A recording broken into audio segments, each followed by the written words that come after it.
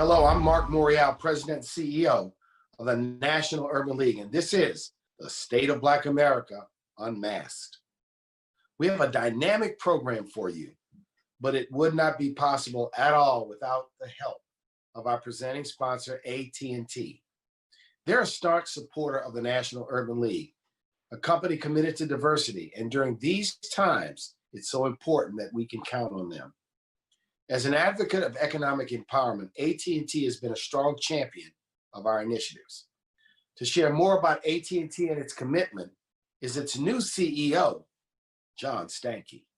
Thanks, Mark, and hello, everyone. We're delighted to be associated with the National Urban League, and we're most impressed by their incredible work around economic empowerment, equality, and justice. And AT&T, along with our 34,000 Black employees, hold these principles as paramount to our conduct and what we believe in. And over the last several months, I've reflected on our progress in moving these issues forward. And while I'm proud of our history and past, I will acknowledge I think there's more that we can do as a company. During my 35 years, I've seen a tremendous amount of change. But I've never seen a moment like this, with the impacts of what's occurring in the business environment, in social health, and social issues around our country. And as I step back and think about the bright light that the pandemic has shown on many aspects of our lives, one of the areas that we have to reflect on is the bright light that it's shown on the Black community. The pandemic's impact on the Black community has been disproportionate in terms of the rates of infection, death, and economic dislocation. Black hospitalization is nearly 5 times that of non-Hispanic white persons. And we all know that health and wellness oftentimes finds its root in economic opportunity. Here, Black employment has tripled between February and May, from 5.8% in February to 16.8% in May. We've also seen the bright light that's been shined on the digital divide in the Black community, where simple things like getting access to one's homework from their home location can't be done because of a failure to get access to the internet. Better access to broadband can improve health outcomes, open doors to education, and improve professional development. And we all know that these things drive active involvement in a community and an informed and vibrant democracy. At AT&T, we're going to continue to work to drive policy change to ensure universal access to the internet, just as our country was successful in driving universal access to voice services. And the time is now to address this. We also believe the time is now to make progress on addressing the mandate for equitable justice. Studies show us that Black men are 2.5 times more likely to be killed than white men. And we know when that occurs, they're 2 times more likely to be unarmed. The horrific deaths of George Floyd, Rayshard Brooks, Breonna Taylor, and Ahmaud Arbery, along with many others, have shined a spotlight on what needs to be done to address equitable justice. And the time is now. It's time to see lasting reform, and I believe the moment is within reach. Safety and security is the foundation of any strong community, and AT&T is committed, along with others in the business community, to advocate at the national level for change. There are 4 areas we're focused on right now. Those include community engagement and policing, better data collection and transparency on misconduct and use of force, performance accountability, and minimum national and policing standards. We've also shifted our focus away from just the national efforts to make sure that we're touching state and local agencies as we do this as well. We know a lot of activity is occurring there, and we don't want to miss out on that opportunity to drive change in places where we have significant employee bases and influence on a community. So to close, I stand before you today optimistic and hopeful. I'm confident that we can take this heightened energy and solidarity and channel it toward change. But to do that, we must listen to Black voices. We must exercise our collective responsibility as a society to stop race-based injustice. And there is no better way for this to occur and for us to listen to these voices than to ensure that there's equitable participation in our democratic processes, something the National Urban League has been such a strong and powerful advocate for. We have a moral and business imperative for companies, communities, and our citizens to come together to make progress in this regard. I'd like to thank the National Urban League for the State of Black America report and for their tireless advocacy on equality and fairness. And we appreciate everything we have in terms of our constructive partnership and relationship over the years. Thank you for your time, and we hope you have a great conference. These days, it's anything but business as usual. That's why working together is more important than ever. AT&T is committed to keeping you connected so you can keep your patients cared for, your customers served, your students inspired, and your employees closer than ever. Our network is resilient. Our people are strong. Our job is to keep your business connected. It's what we've always done. It's what we'll always do.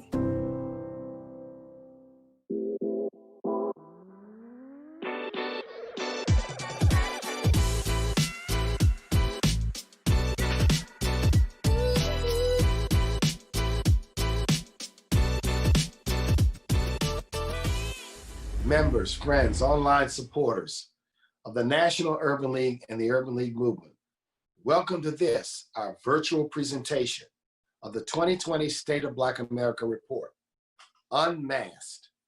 And that title just says everything you need to know. Our mission is one of revelation, education, and ultimately collective purposeful action. That's right, action.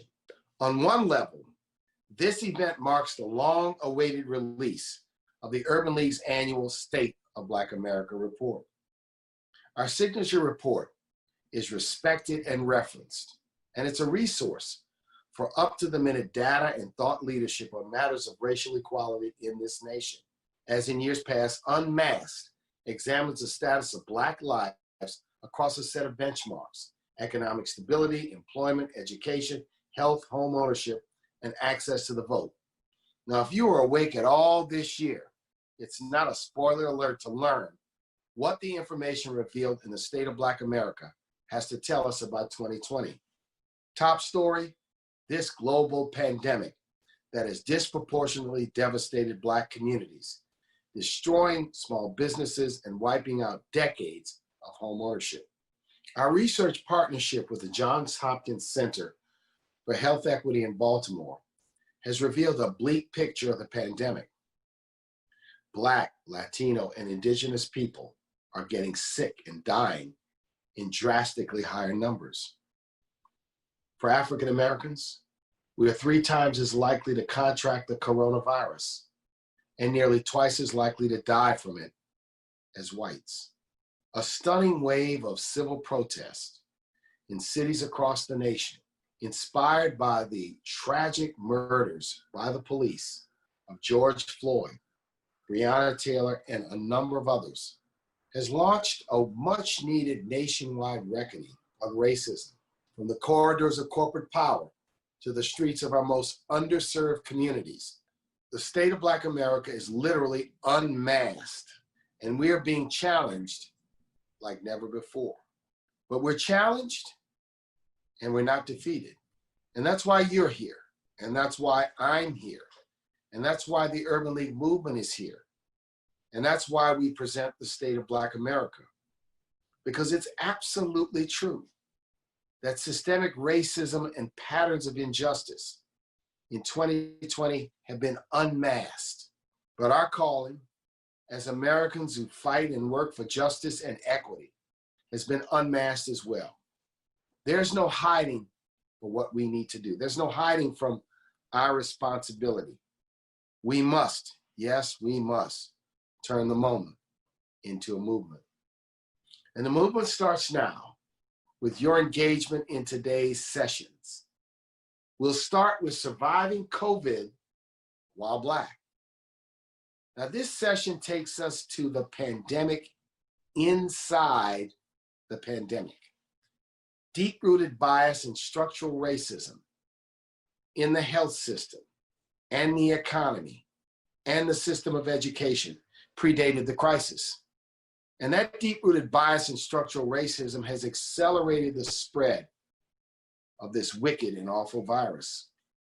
The impact on Black physical and mental health has been devastating. We've invited top medical, business, and government leaders to discuss the crisis and help us map out a pathway forward. With racism and the Rona, America's mayors take the lead. You'll meet two of America's most dynamic mayors, forced by necessity to lead, to do the job our federal government has simply failed to do, especially in large cities with diverse communities, including large African-American communities. You'll hear how they are leading, that's right, on the front lines, leading the effort to defend their constituents and protect their communities from the ravages of COVID-19. And in our final session, Protest to Power, we'll explore how grassroots activism, where urban league leaders and volunteers across the nation are engaged with so many others, is working to take that protest energy that rocked the nation's streets and drive it straight to the polls on election day. We must vote in November because our future depends on it. Yes, Black America, we're challenged, but we are and will not be defeated. Our heads may be bloody, but unbowed. The pressure may be great, but our backs are straight. Our voices are firm, and our commitment is unyielding. Our mission is to meet the moment and transform it into a true movement for justice and equity in America. We have everything we need to make it happen right here. If you doubt that statement, consider this final thought. The months of dramatic and unprecedented social protests we've witnessed over these past months, and the broad policy changes and debates that have occurred in the wake of these protests did not happen because police killed George Floyd. They happened because an individual possessed the technology to record and share what she witnessed to the world. She is a hero. The very same technology allows each of us to come together here in this virtual space to share information, ideas, passions, aspirations, outrage, and anger, but importantly, to strategize about next steps. This generation, and I love this new emerging generation, may be the most socially aware and activist focus since the generation of the 1960s. And we possess the most revolutionary organizing tool that has existed. The moment and the method belong to us. It's time, yes, it's time for this to be a movement. On behalf of all of us at the National Urban League and the Urban League movement across this nation, welcome to the State of Black America, Unmasked. One of the leading intellectual voices in our nation, host of BET News, Mark Lamont Hill, will navigate our first panel discussion. There is no doubt the ongoing COVID-19 crisis unmasked deep-rooted racial inequities in our healthcare system. African Americans are dying of the virus at startling rates compared to whites. The prevalence of diabetes, heart disease, and other underlying conditions means that Black people are especially vulnerable. Worse, studies show we are less likely to get tested when we ask for them, less likely to be listened to when we share our symptoms, and more likely to be simply dismissed by biased providers. COVID also exposed crippling economic disparities. We are the essential workers, filling low-pay, high-risk jobs. We're the ones who are unable to just stay at home. Black and Latino Americans are more likely to live in crowded housing conditions and to work in essential jobs which cannot be performed from home. We have been disproportionately affected by massive job loss related to COVID, and our small businesses passed over for assistance and more likely never to happen, never to reopen. The toll on our physical and mental health is profound, and it is likely just beginning. An esteemed panel will cover how COVID has affected us mentally and physically, as well as entrepreneurs, businesses, and the economy. The structural racism and an explicit bias make COVID while Black a matter of life and death for communities of color. I am so excited to have a wonderful panel here to discuss this with me. Today, here to discuss and offer solutions is Assistant Professor at the University of Michigan School of Public Health, Dr. Rihanna Elise Anderson. We're also joined by the chair of the Bipartisan Congressional Coronavirus Task Force, Congresswoman Sheila Jackson Lee from Texas. New York City restaurateur and president of the New York City Hospitality Alliance, which works with more than 26,000 restaurants across New York City. This woman is the first African-American to hold this position. She is internationally renowned, locally loved, Melba Wilson. And last and certainly not least, we are joined by the academic, the author, the preacher, the radio host, and the university professor of sociology at Georgetown University, Dr. Michael Eric Dyson. Thank you all so much for joining me. It's an absolute honor to have you here. For the last few months, so many of us have been wrestling with this question of the COVID pandemic. It's a public health crisis, but there's also so much more at stake. It reflects so many more crises and challenges in this country. What do you all make of it? How are you all understanding the current moment? I'm going to start with you, Professor Rihanna Elise Anderson. Thanks so much, Mark. So, you know, it's so interesting to me because when we started back in March and April, and we were all united in this idea that while we really care about the health and well-being of us all, right, we were all together. And then these racial disparities started poking their head out, and we were seeing the true, the fabric of what we've known about the United States for so long with respect to, okay, well, it's not happening to me and my family, me and my community. I don't have to worry about it. And we saw the things that you were just saying. We saw Black and brown folk who were being killed at rates that are just absolutely unacceptable for the United States of America. And especially here in Detroit, Michigan, where I live, where I'm from, where several of us are from, like it hurts to hear the sirens. It hurts to know your barber, your cousin, all these people are now no longer with us. So that fabric started to unravel very quickly. We started to see what was really going on about this true nature of the pandemic. It's not just the virus, it's the virus of racism that's always been with us here in the United States. Absolutely. Professor Dyson, what say you? Well, I think there's no question that we're living in a culture where there's been a dual pandemic.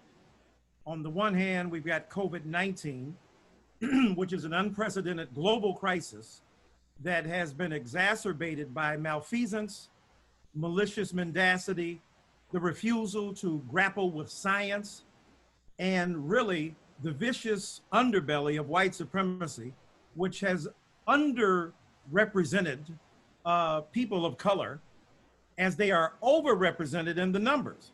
But the refusal to pay attention to the specific fashion in which our bodies are diseased, and people tend to think, well, if you've got an overrepresentation of Black people and brown people in those numbers, then it's not really structural. Y'all need to take better care of yourselves. What they don't understand, of course, is that the pre-existing conditions of white supremacy and inequitable healthcare have already prevailed. We were already dealing with a COVID, if you will, a pandemic. It was just an invisible one, just like this virus is invisible. But as the good Dr. Anderson said, it's another virus of racial intolerance and racial oppression. So you got the COVID-19 on the one hand, and you got what has been called the COVID-19 on the other.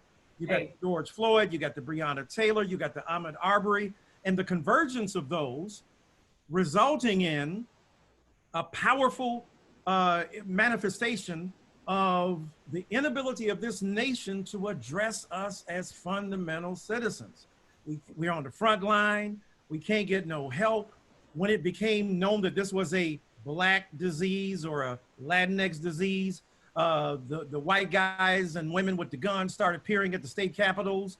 The president was talking about reopening states, governors followed suit. And so we had a mess on our hands. And I think the reality is that America has been grappling with this vicious pandemic from the very beginning, and the refusal of our country to see the convergence of the two is what will continue to exacerbate this particular situation for those of us who are Black and brown in this country.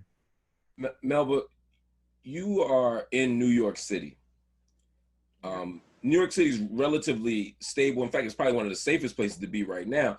But when, I live in New York part-time, and when I left New York in March, I got out of there fast because of the density, because of the danger that people felt and experienced in New York City.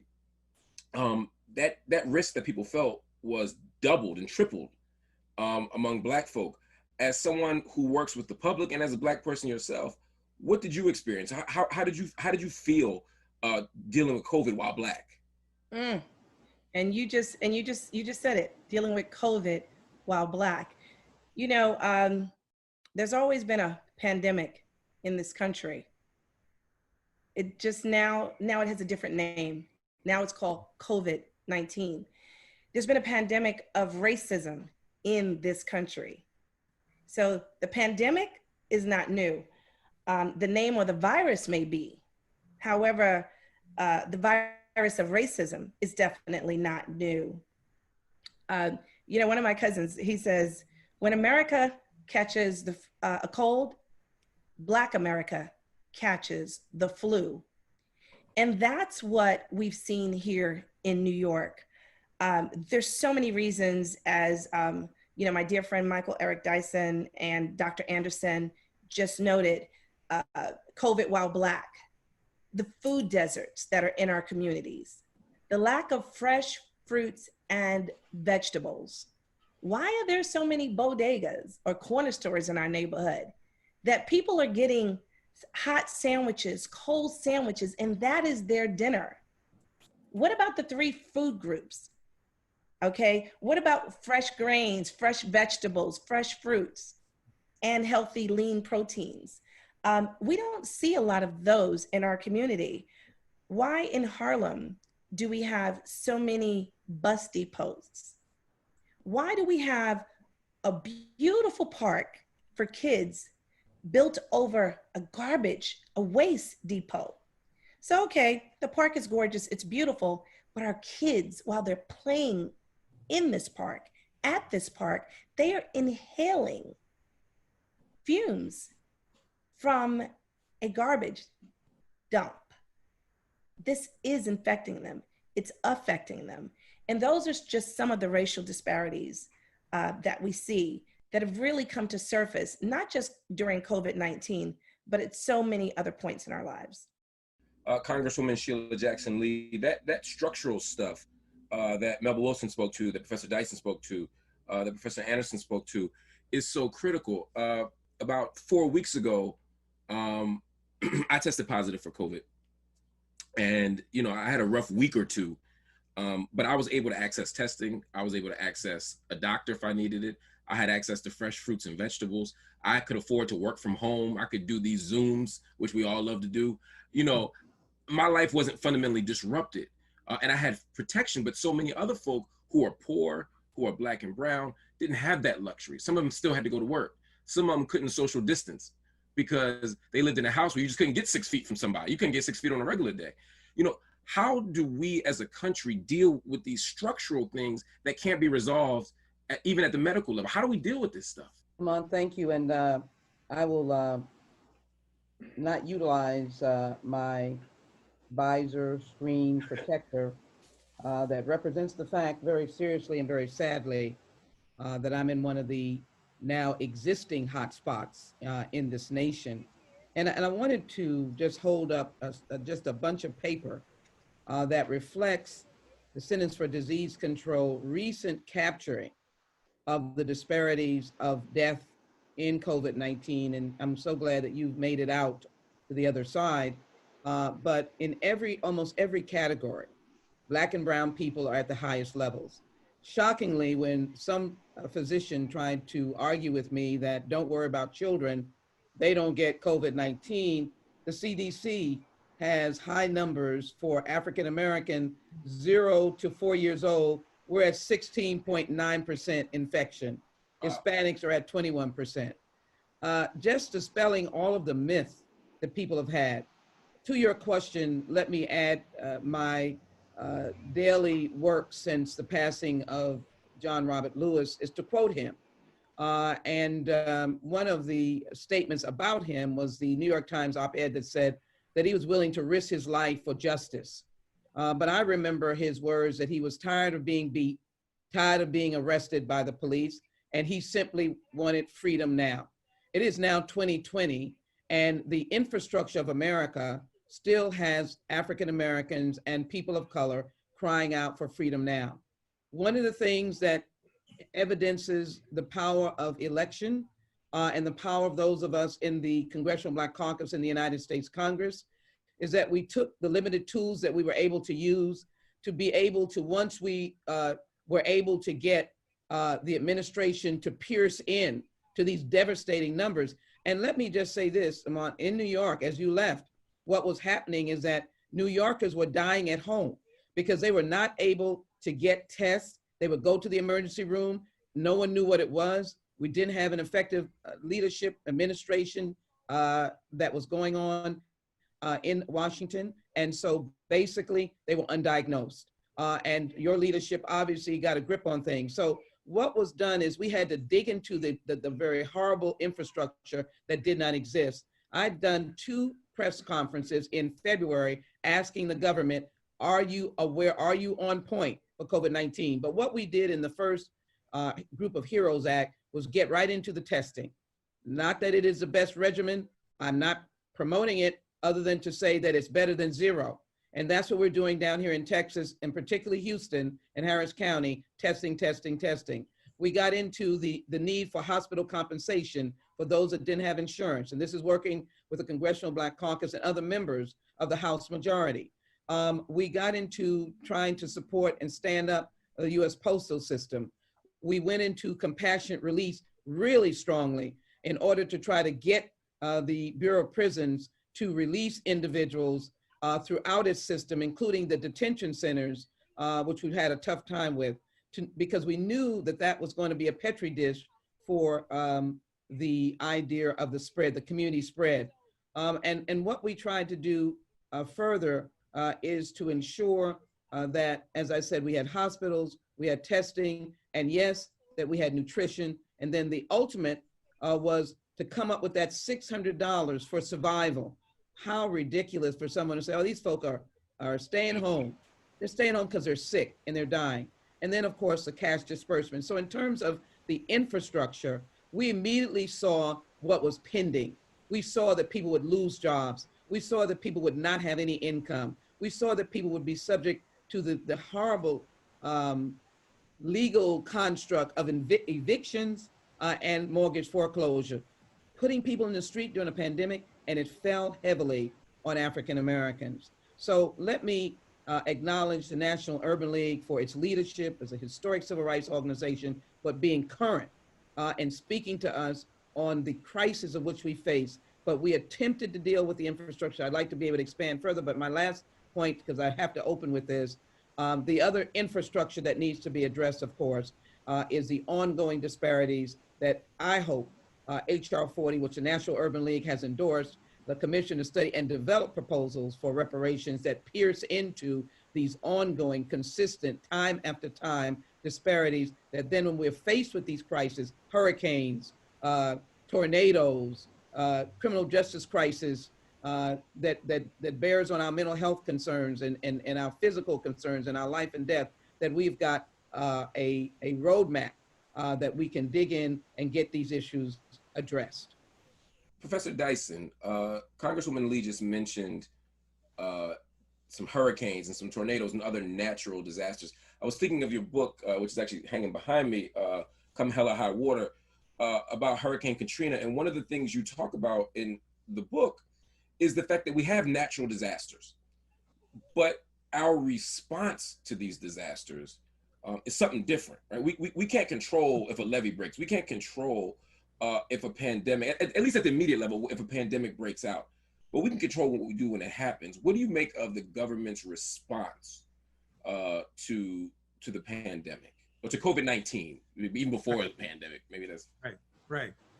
Professor Hill, you're right. You're absolutely right, and it's especially insightful to evoke that relationship, that analogy, because, as you say, nobody holds the government responsible for the actual existence of a virus, an invisible reality that has material consequence and physical consequence. So nobody's holding the government responsible for that. But as you say, we got to be held responsible as a government for how we treat this. We were slow.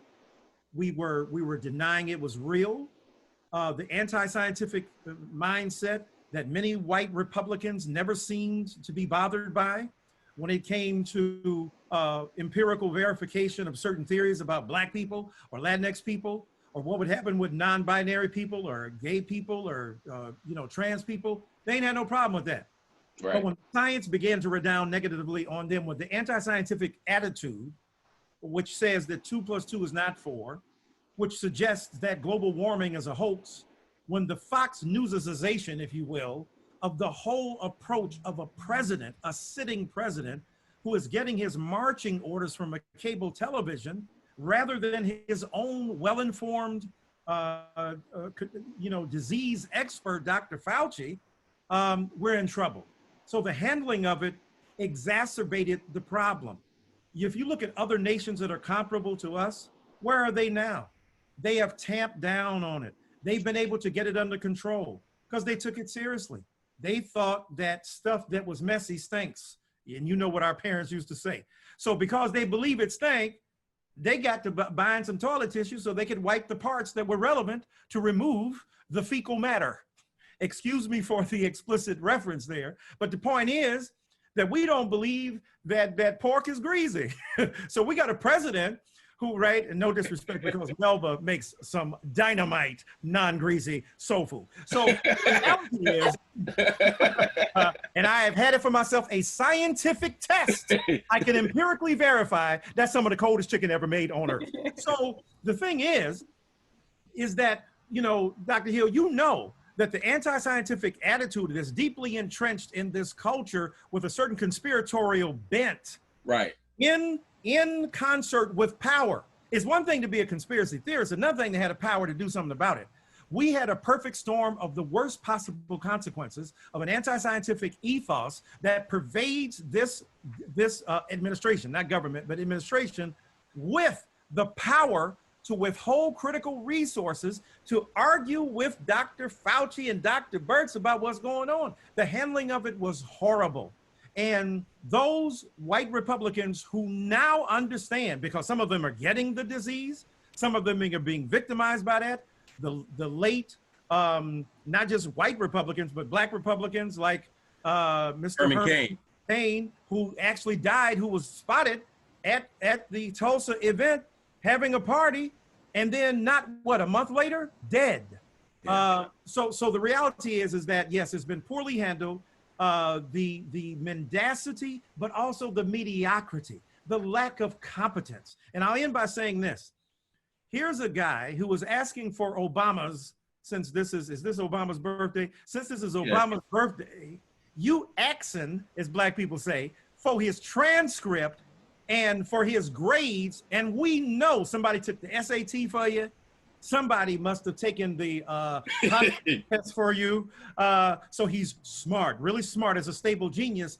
This man has single-handedly undermined the ability of the government to respond with dispatch and with timeliness to be able to reduce the numbers of death, because not preventive maintenance, but a kind of maintenance that said, we'll get ahead of the curve, we'll flatten the curve, we'll be able to apply the scientific method that we learned in school to be able to control this. This is the devastation of white supremacy met by mass incompetence, tethered to mediocrity with a conspiratorial mindset. That spells death for us here in America. No, it absolutely does. And of course, rest in peace to the great Herman Cain, who, in his last days, I think his last tweet was saying that it was a conspiracy. Wow. Right.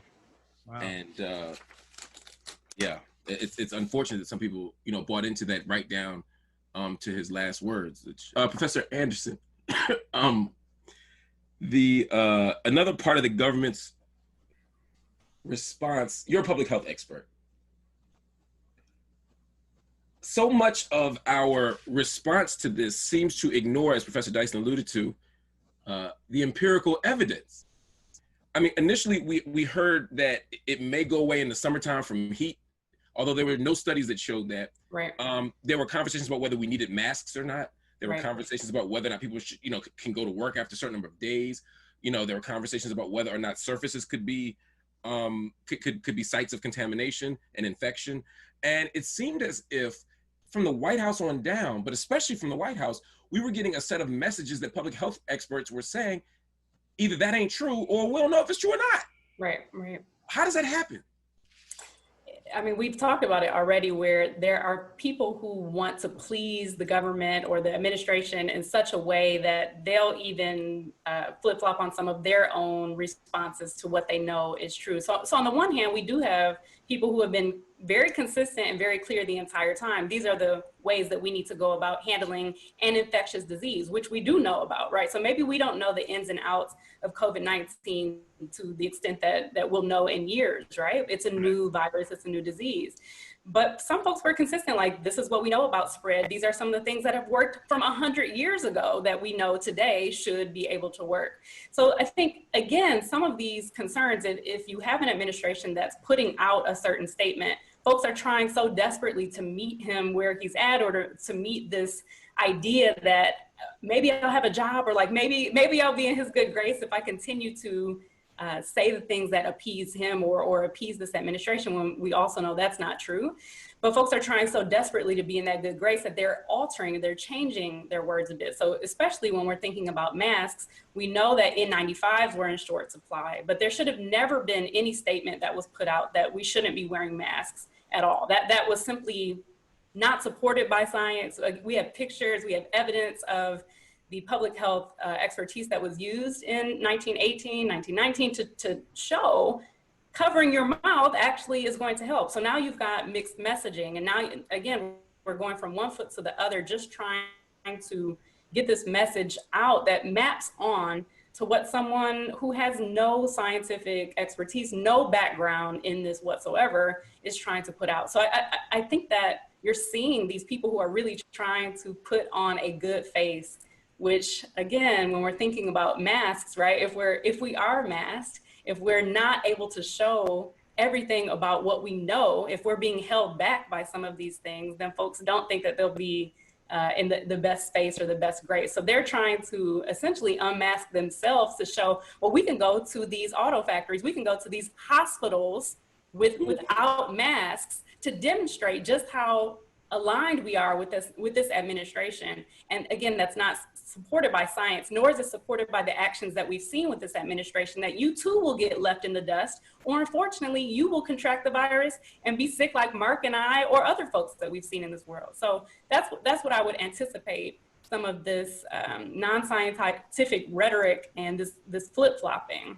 Melba, I wanted to ask you specifically about PPP.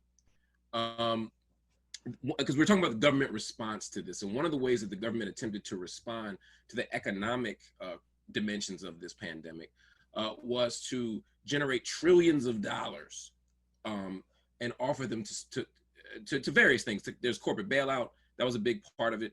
But there was also the payroll protection plan, which was an attempt to offer financial relief to companies so that they could keep workers employed. Black folks struggle with that. Small businesses struggle with that. What did you make of the government's response, either to PPP in particular, but also to small businesses more broadly? Well, small businesses truly are the economic engines in our communities. And so for a lot of us, when we heard PPP, we were excited. We thought that was going to be the infusion that we needed to keep our businesses open. So many people like myself started their business on $1 and a dream, with passion for whatever it is that you love doing.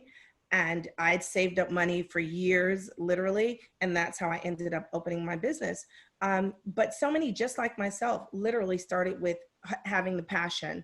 And, we're not a lot of us are not trust fund babies where, you know, Uncle Joe wrote us a check for 6 figures and we were able to open up our businesses. Right. So a lot of us looked at this as the infusion that we needed. We employed people from our communities, respective communities. So this was going to assist. We were devastatingly wrong. Mm. When you look at 95% of MWBEs, Black-owned businesses did not receive PPP loans. Now, let's look at it from an MWBE standpoint. To become an MWBE, there's so much paperwork that needs to be filled out and verified, etc. So these people are, you know, they have credentials. It's not like they don't have a CFO or they don't have a bookkeeper or they don't have access to information. So for 95% of MWBEs not to receive PPP loans, what's that about? What's that about? But then you look at companies like Shake Shack that got $10 million. Now, I don't know about anybody else, but to me, Shake Shack is not a small business. It's just not. And then when you look at Ruth Chris, that got $20 million. Again, not a small business. And for me, I think about so many of my sister and brother small business owners that struggled to open their business, and knowing that a lot of them have lost and will lose their business. And I think about not what 20 million could have done or what 10 million could have done. I think about what 10,000 could have done. Yeah. 20,000, just a small percent of that money, that revenue, what that would have done, and how many small business owners it would have kept operating. And again, these are people that employ people from our communities that look like all of us on the panel. Yeah. And I think that's really important. I just want to add a couple quick things about PPP. You know, part of how they were able to do this, companies like Shake Shack and others were able to do it, is PPP is supposed to go for people with a small number of employees. But the loophole in the law allowed people to base it on a particular location. So every Shake Shack might have fewer than 50 people. And so part of what they did was, so companies like Shake Shack were able to get, as you said, I think they're worth $2.8 billion. They employ 6,000 people, but based on the number of people they had at each site, they were able to get $10 million in small business funds. A company like Kimbio Diagnostics, which is ironically a multinational company that makes infectious disease tests, got $10 million despite the fact that their stock had doubled. Why? Because they were making COVID-19 instant tests. 94 publicly traded companies got PPP loans. 25% of those companies had indicated to investors that they were failing before COVID-19. And one more thing, $273 million of the early funds went to 100 companies that were owned or operated by people who had donated at least $11.1 million since 2015 to Donald Trump's campaign, the Republican National Committee, or America First Action, which is in a Trump-endorsed super PAC. That could be a coincidence, but it might be worth noting some of these overlaps and connections with how these funds were distributed. Please, Congresswoman. Yes, thank you very much. To Melvin, let me just say that the lesson was well learned and well heard. There were many elements to it. Lamont, you certainly got it right, but I do want to, I think something that we have not done as I answer this is to acknowledge that in the course of all this, we've got almost 160,000 dead. And all are predicting that in the next week to 10 days, because it was last week when they predicted it, we may have as much as 173,000. That means we will far exceed 200,000 dead. And I only say that to say that the PPP program drives into the level of incompetence and the broken infrastructure starting at the administration level. Yes, the intent was to work with and to lift up and to hold up small businesses, and MWBEs or minority businesses should have been at the front of the line. We had to pull back because manipulation was the king of the heap. not only was it the PPP manipulation, but it was also the, in essence, the lump of dollars that Secretary Mnuchin, everybody knows that negotiations are mashed potatoes. So it was a lump of money that the secretary demanded that he would have the ability to utilize for large entities, which means a lot of those that you named, Lamont, came in under that. We do at least acknowledge that Shake Shack returned it, Ruth Chris House returned it, and a number of others. But what we did is we went in to try and retrieve it or rescue it. And many of you know, we went in again and insisted that dollars go for small businesses using minority financial institutions, CDIs that were minority based. And one of the elements of this PPP was that it was driven by banks. And so banks would rack up their existing clients. Yep. And NWBEs and even the small ones had to go shopping for banks. By the time they shopped, the banks were already lined up with their friends and extended in, let me just say their friends. Right. But let me jump to, and so let me just jump. Actually, I want to ask you a specific question about the government's response. I spoke to Dr. Fauci last week, and I asked him very specifically about what he thought about the risk of opening school, right? As well as opening up the country, whether it's particularly Texas, Florida, were two states in particular we talked about.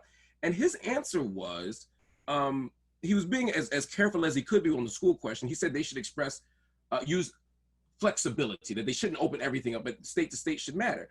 And I asked him, I said, well, what about the states like Florida, where there's a lot of risk, or Georgia, where there's a lot of risk? He said, well, we shouldn't open, but we are. At states where they said we need to open the economy, in your state, where people are literally fighting to open up bars, which are, like, as you mentioned, petri dishes for infection. What do you make of this gap between the government's, the federal government and many Republican state officials' commitment to opening stuff up at the same time that doctors and researchers and public health experts are saying, keep it closed? Sadly, it is recklessness and absolute fear, as evidenced by the administration's direction or the administration's tone. If you have a commander-in-chief that says, you better open or I'm going to withhold your dollars, then you have a serious fear element that the individuals who have to receive these dollars and govern these children are subjected to. You're absolutely right.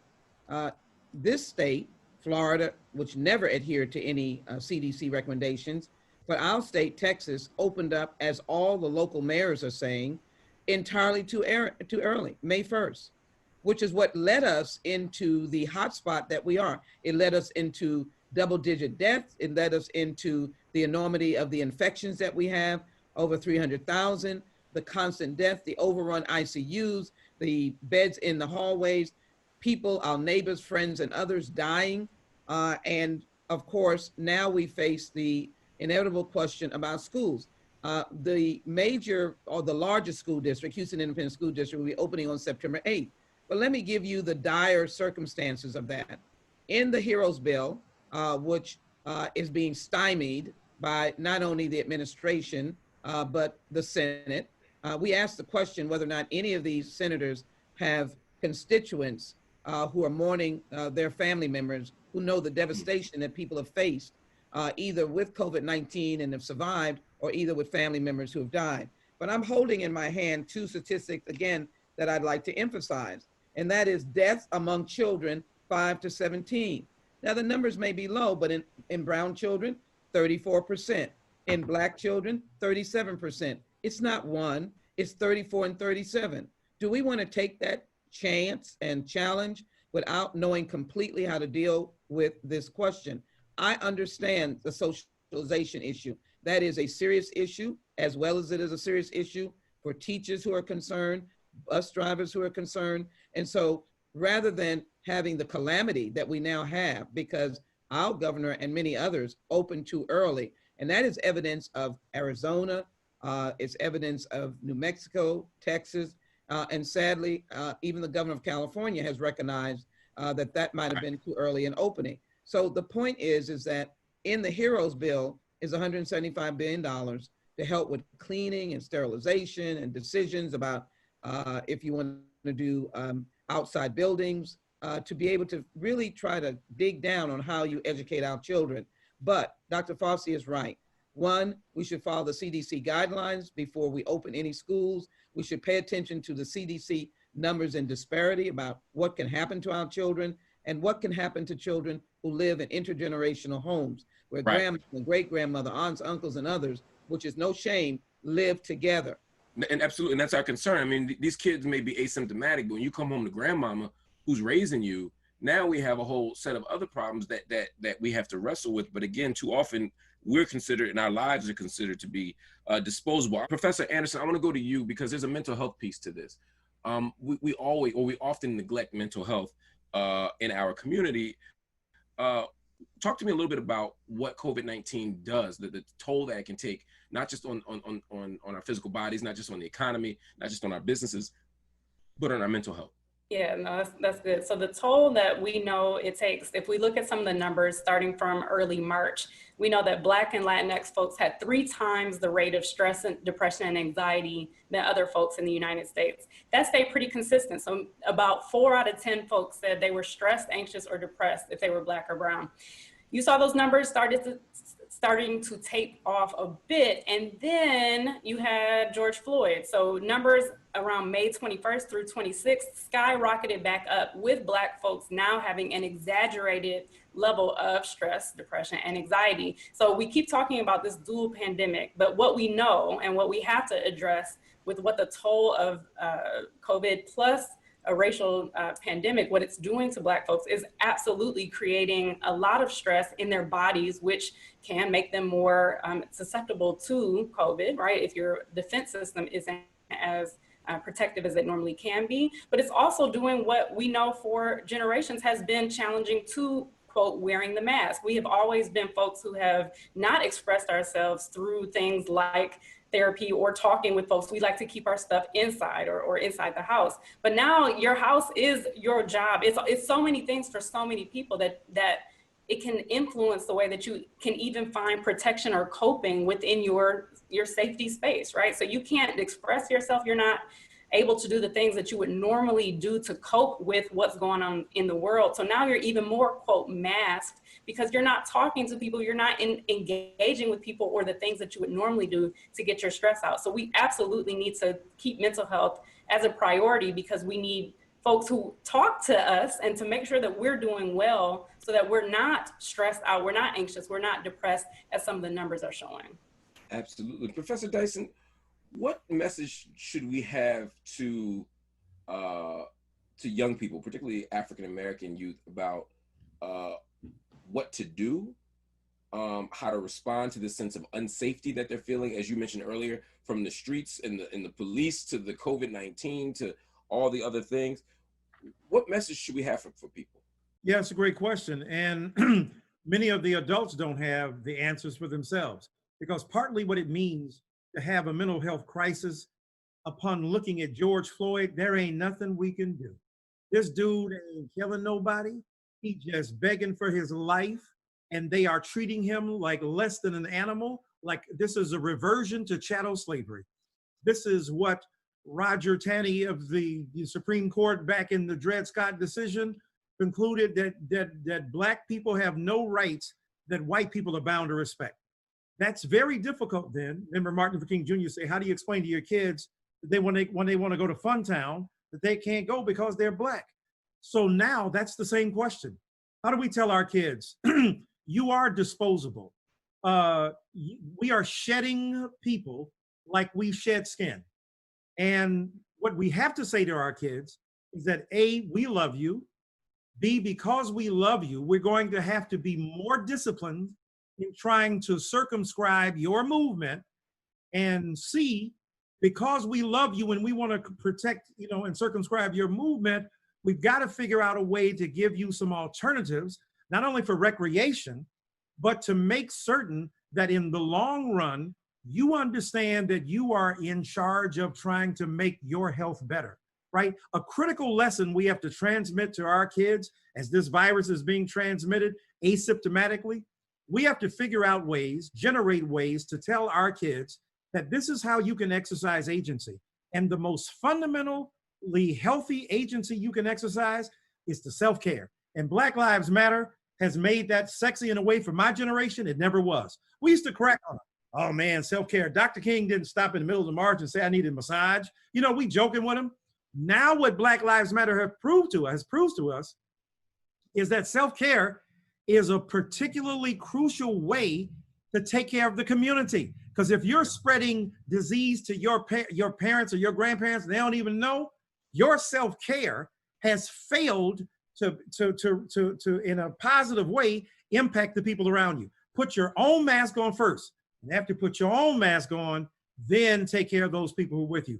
That's the kind of critical lesson, that self-care lesson that we can teach young people. It helps them, it preserves them, but it also preserves the health of their parents and grandparents. Melba Wilson, do you feel optimistic or hopeful about the future? Do you think that relief is coming? You know, I do feel optimistic. We come from a long line of people that had hope. And, you know, when I look at and I think about, there's a great statue down the street from my house and from my restaurant. At one end, we have Frederick Douglass. Mm. At the other end, we have Harriet Tubman. And when times are rough, as they often are, especially nowadays, when I look to the right of me, I see the great Frederick Douglass. And when I look to the left of me, I see Harriet Tubman. And I think if Harriet Tubman could build an underground railroad, who am I to complain? As the song says, that hymn that we all know, I won't complain. But what I will do is do my part to make sure that change cometh in the morning. What I will do is I will stand up for justice and stand up against injustices. What I will do is use my voice, use my platform to make sure that change comes about. You know, I was talking to a friend of mine, and she was talking about her kids. And I, as I mentioned earlier, I have a son, and she was talking about having the talk with her daughter. Her daughter is a teenager, and she was like, Melba, you know, I know your son is older than my daughter, but did you have the talk with your son? And it was interesting because the talk to her meant the talk about dating, the talk about boys, the talk about sex. We, as people of color, the talk that we have with our kids, not just when they're teenagers or preteens, the talk that we have with our kids on a regular basis is the talk about not if a police officer stops you, but when a police officer stops you. What do you do? What do you say? Where do you put your hands? My son is 6'10", 20 years old. 6'10"? Yeah, he's Wow. 6'10". My son is a gentle giant. But when people see him, he hasn't spoken a word. He's already considered a threat because he's a Black man. And put on top of that, a tall Black man. So when my friend asked me about the talk, and I sat her down and told her, well, the talk for me means something totally different. And this is what we have to change. She was shocked when she found out that the talk for me wasn't about sex. It wasn't about boyfriends or dating. The talk for me with my son was about survival. We've got to change that. Mark, I know we're speeding. I would be remiss if I didn't jump in. I'm so sorry. I'm finna go to you. I was just about to go. See, that's y'all Detroit people so aggressive, man. It's true. We are. And it's our coat. Thank you very much. I'm so sorry. Go ahead. No, I was going to say, before we give Congresswoman Lee the final word, I want to go to you, Dr. Anderson, to offer your thoughts.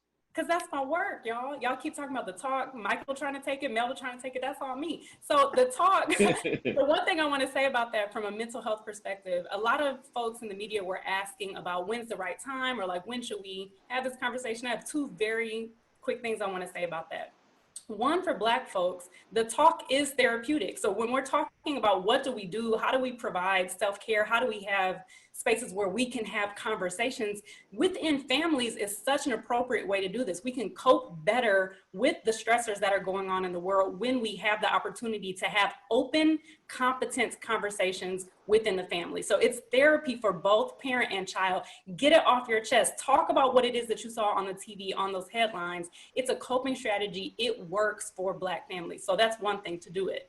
The second thing to know, if you're not a Black person and you're asking, well, I don't think I need to talk to my child, they're not ready, what's the right age? If you're asking all these questions, remember that white children stood by when lynchings were happening outside. Remember that white children stood by when folks were not allowed to go into schools. And in fact, they were some of the jeerers. They were some of the folks who had signs and were throwing things. We cannot mistake that children who are not of color do not have an complicit way of adding to the racist policies, practices, and procedures that are going on in the world. So we have to be mindful that socialization is happening whether we intend it to happen or not. If we don't properly talk to our children about what racism is and how they are aiding to it, then we're also missing that opportunity to change their lives as well. So for Black families, talk about it. If you're not a Black family and you're wondering when's the right time, the answer is now. How do we support elected officials in doing the work of repairing this extraordinary crisis that we're confronting? Well, I can capture everything that was just said. Love is certainly an element of the work that elected officials even have to do. And Melba, when I asked General Barr the question, did he understand the talk? Did he understand institutional racism, systemic racism? We found that there's a lot of work that elected officials have to do.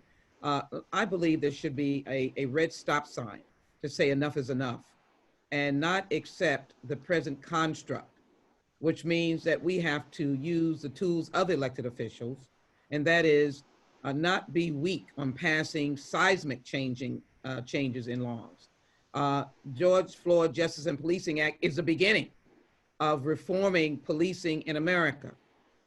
Ending racial profiling, which is part of it, is the beginning. And certainly I think one of the elements of dealing with young men who are gentle giants that are 6'10", or George Floyd, who was a humble giant, is to be able to completely eliminate these harsh disparities as it relates to Black men and then Black women economically. And that is part of the economic legislative construct that has to be done. And so if we are engaged in an election that we're looking to make enormous changes, we can't elect and then not be engaged in the legislative and the change process. Because as we do, as the doctor has said, to get in the way, speak about our troubles, or to talk about children that are not of color and try to help them, then we need to also have the kind of laws that need to be passed that deal with a reform of the juvenile justice system, so it does not become the resting place only of children of color or children at all. And that's the message that I believe all of our civil rights organizations working with legislators, we have to change the construct, the infrastructure. Out of that, we can then begin socializing, changing people's minds. Dr. King said, I might not be able to change hearts, change minds with laws, as I think I'm framing it right. But I might not be able to change hearts, but I can change minds with the laws, and then I can begin to change hearts. So we've got to change these laws, and then we will change hearts to be able to get people to understand that in this America, this new America, there must be a new day for Black people, Black families, Black children. We cannot be the same as we have been for more than 401 years. Absolutely. I want to give each of you 1 minute, one minute to sort of offer a final thought about moving forward, about how you're making sense of all this, wherever you want to go. I'm going to start with you, Melba, and to get your final thought. Well, my final thoughts are that we cannot let the lives that have been lost in over 400 years, we can't let their lives be lost in vain. We can't let the memory of John Lewis be lost in vain. We can talk about it or we can do something about it. And we united are a powerful people, unlike no other. And Representative Jackson, I see you, I hear you when you speak and you step up and you stand out. And when no one else wants to point out inequities, the fact that you're there and oftentimes alone to call out people. And Michael Eric Dyson, you know, another great voice for justice. Those are the voices that we need. And Dr. Anderson, when you talk about the importance of sharing and having those hard conversations, it's not just us on this panel, you know, it's the people that are at home that really have to take the tools that we have. And in order to have change, we have to be a part of the change that we seek. So it's about legacy building. At the end of the day, we must leave this world better than it was when we got here. Dr. Anderson.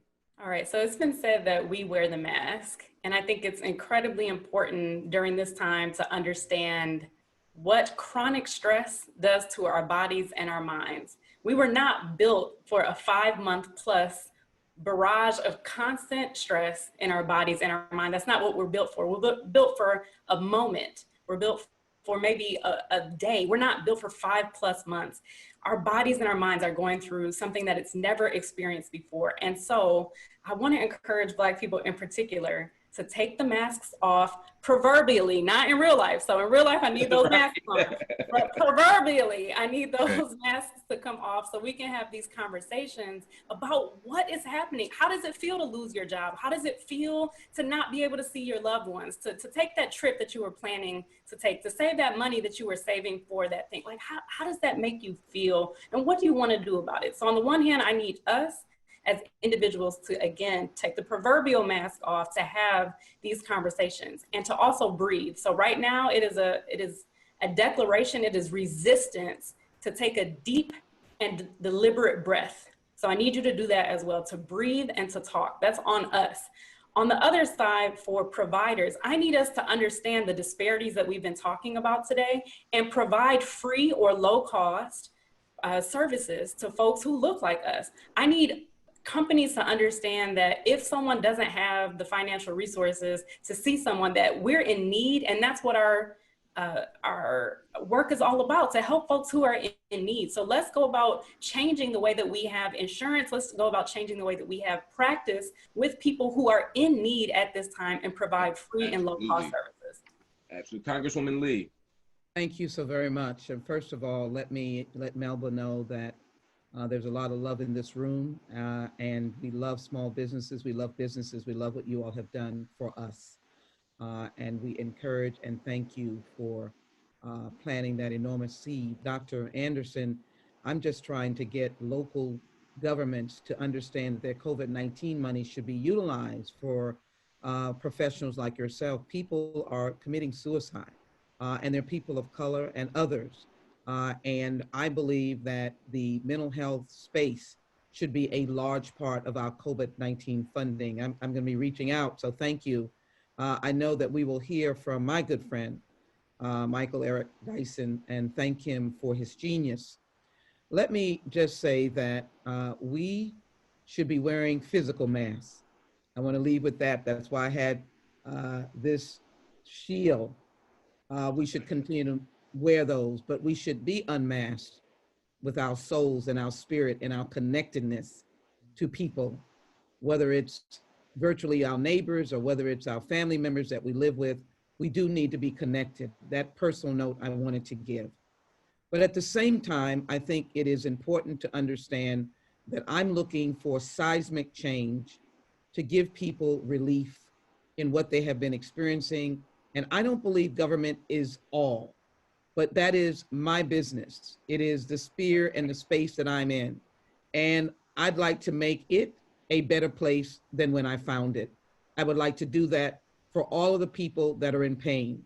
So it is extremely important that funding, government funding, if it is utilized to end people's pain or to soothe people's pain. Let's stop fighting about $600. Let's do it. Let's extend unemployment. Let's ensure that there's a cash disbursement. My original proposal was $3,000 per person, $1,500 for children. Let's ensure that we don't leave school districts, which are small and local and urban and rural, without the federal funding that they need to do in order for children to be safe and secure when they do come back. Let us give hope to those who are of the age, who are asking the question, I'm in college, what is there for me? We're in COVID-19, are we ever going to get out? We have to step into their lives and give them the ability to say, look, we have put a stop sign up for all of those negative things, but we're going to make sure that there is a pathway of opportunity for you if you're in college. There is an entrepreneurial opportunity if you want to be an entrepreneur. We have to continue to give hope, and we have to press this government thing, local, state, and federal, that its job is to be an umbrella on a rainy day. Its job is about happiness, whether it is protection, safety, and security. That's the role that those of us who serve in public life would have, that it is not the power that we have for ourselves, but that we push that power out. That's what we're going to be doing over these next couple of weeks, to be able to provide that source of funding and that armor to be able to help those who are saying there's no opportunity for me. I want to close on the fact that the George Floyd family are my constituents. They grew up in the 18th Congressional District, CUNY homes, public housing development. They don't shy away from that. And Jack Yates High School. George Floyd was Big Floyd, and someone said he was an umbrella for a lot of young kids. That is a hero as well. And John Lewis never shied away from his iconic life, as humble as he was, but he acknowledged the seismic episode that we're going with George Floyd. Those two giants, the giant of George's life in his immediate death, but the long-standing giantness and hero that we had in John Robert Lewis. My commitment is, and what I think we should be doing, of course, is to take both of them and never look back and look to a future that is brighter than we've ever seen. Don't forget HR 40, the Commission to Study and Develop Proposals for Reparations. Oh, wow. Yeah, we definitely need to take HR 40 seriously. And for your wonderful, profound and inspirational words, Congresswoman. Professor Dyson, I'll give you the final word. Yes, sir. Well, it's been an honor to be on this panel with Congresswoman Lee, one of the greatest leaders we've produced in the 21st century, to Ms. Melba Wilson, one of the greatest restaurateurs, whose fare I have sampled endlessly, perhaps to my detriment because of my overconsumption. And to my homegirl, Dr. Anderson, I wasn't trying to take your shine, I was trying to reflect your glory. So that's all I was doing. Let me tell you, I leave you with the lessons of the two Luthers, Martin Luther, Luther Vandross. Get involved in a serious way with civil rights, with social justice, with Black freedom, with the quest for maximizing our potential as citizens in this country, and never forget to release with Luther Vandross or whatever musical inspiration that really sets your soul on fire. So if you keep the lessons of the two Luthers there, you never take yourself too seriously, you get deeply involved in change, but you also remember to take a moment to have joy and to celebrate the frivolity and the beautiful spirit of our musical traditions. Those things can sustain us. The flight or fight of the stress that Dr. Anderson spoke about can be solved in many ways by listening to either of these Luthers. Absolutely. Thank you so much. And I want to thank all of the esteemed panelists for their expertise and their time. We will survive COVID. I'm sorry. I know you, but Dr. Mark Lamont Hill, I got to tell you, as a proud father over here, this is one of my students. He was a TA at University of Pennsylvania. And this young man came in and they denied him funding. Look at a brilliant intellectual like this man right here. that they could not even understand that they had a powerful, brilliant, ingenious young man on their hands, and look at him now. So that's why we have to invest in young people, because look at what this young man has become. That's what we need to celebrate in this country. I'm sorry, Doc, I just had to celebrate that. You in my space now. I just need to say we in Congress rely on his words, his intellect, and his scholarship. So I just thank him. And I love you saying he's young, because hopefully there are folk that will be looking and they're saying, yeah, there's a future. There's a future. Oh, wow. Y'all are too kind. We always got time for that kind of love. I appreciate y'all. God bless y'all. And thank you so much for your expertise and your time. And everybody, remember, we will survive COVID while Black. Make sure you don't go away. Our next panel is called Racism and the Rona. America's mayors take the lead on 2 pandemics. We'll be right back.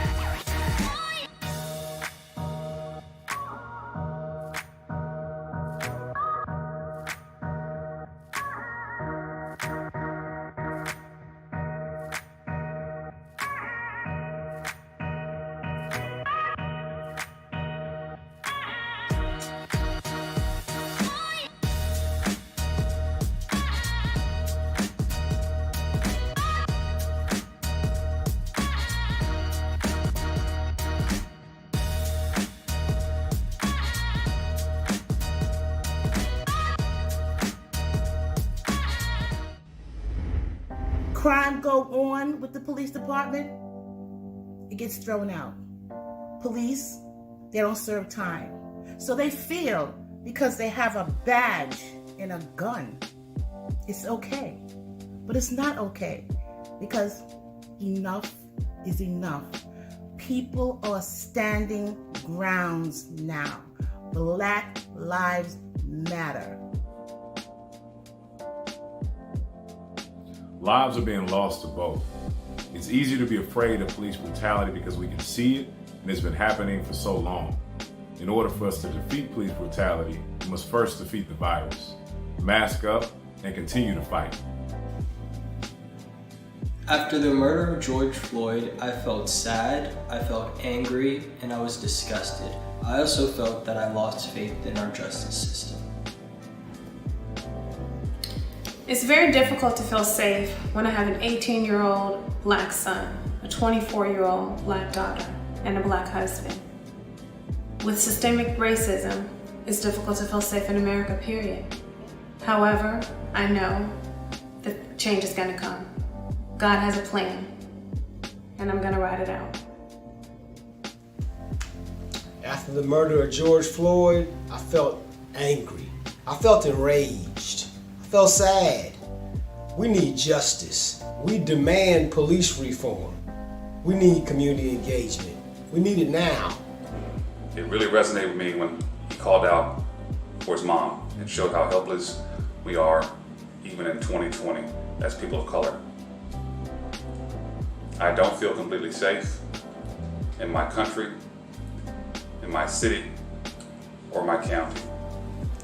Like, we're still doing this craziness in 2020, and I was just like, and it's filmed, and it just, and then it led me to be infuriated. I was infuriated because I'm just like, man, they keep doing this to us.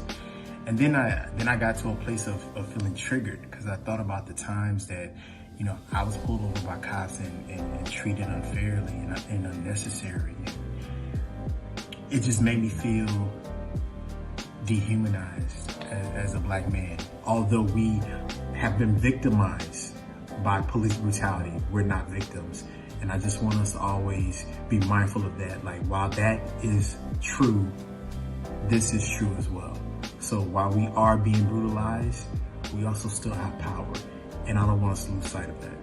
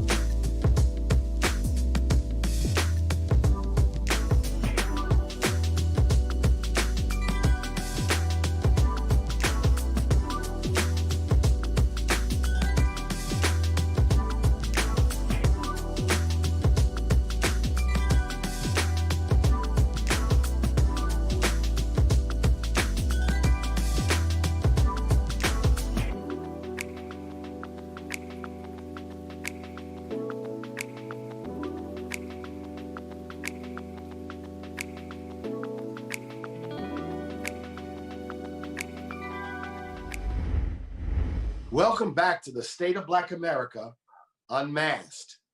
We just heard that many in our community don't feel safe every day. In fact, some say they are less concerned with contracting COVID-19 and more concerned about police brutality in their community. Well, we're going to talk about that. And we're going to talk about that and more in this segment called Racism and Rona. America's mayors take the lead on 2 pandemics.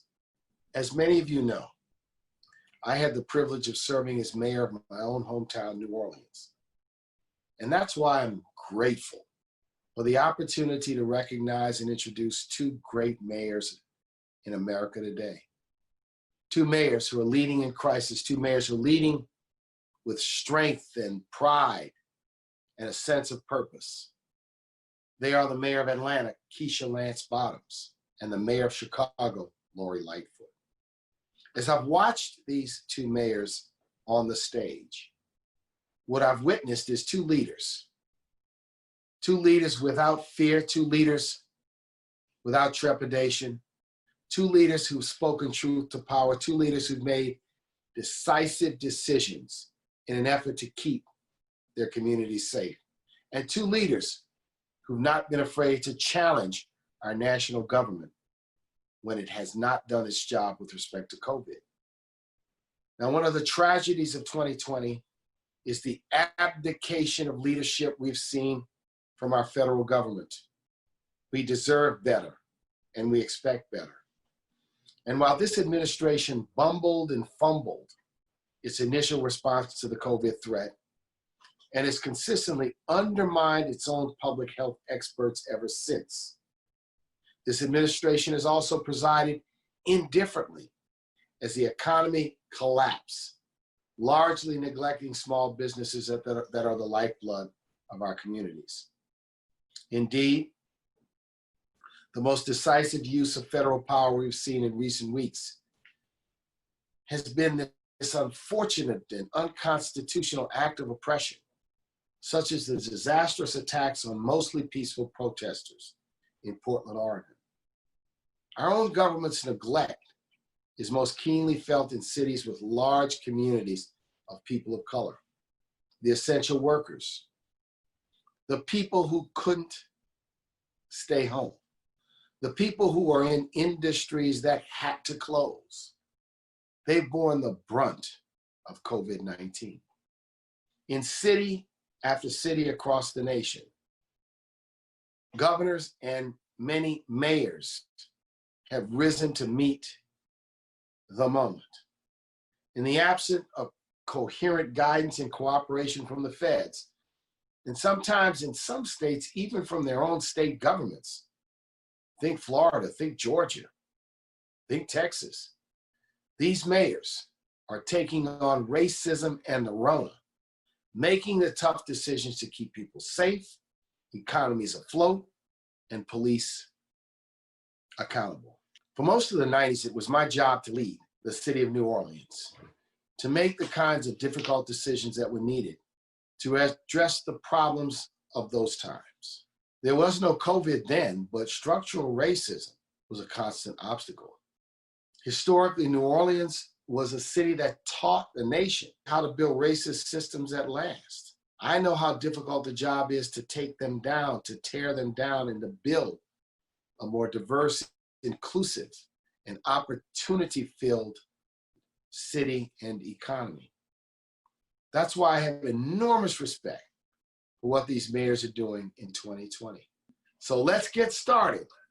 Let's welcome our moderator for our next panel, Racism and the Rona, ABC News' award-winning reporter and co-anchor of Nightline, Byron Pitts.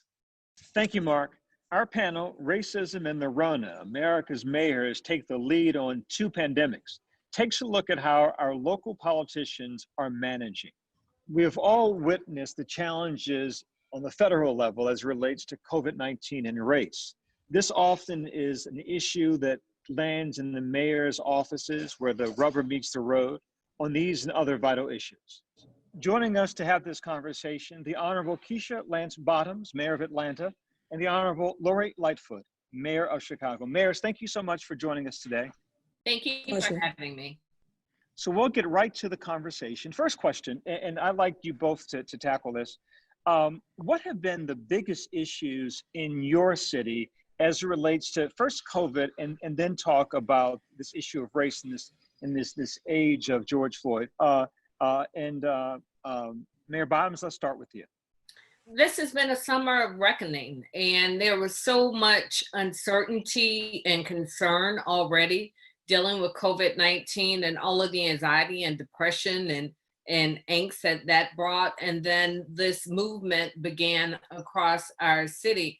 And what I've witnessed is that this literally is spilled over into our streets, but it's really brought to the forefront in a way that I don't think any of us expected, this need to confront and address these systemic issues, including disparities in healthcare, criminal justice reform, and really a call from our communities to clearly lay out where we go from here. Mayor Lightfoot. Well, I think Mayor Lance Bottoms has got it exactly right.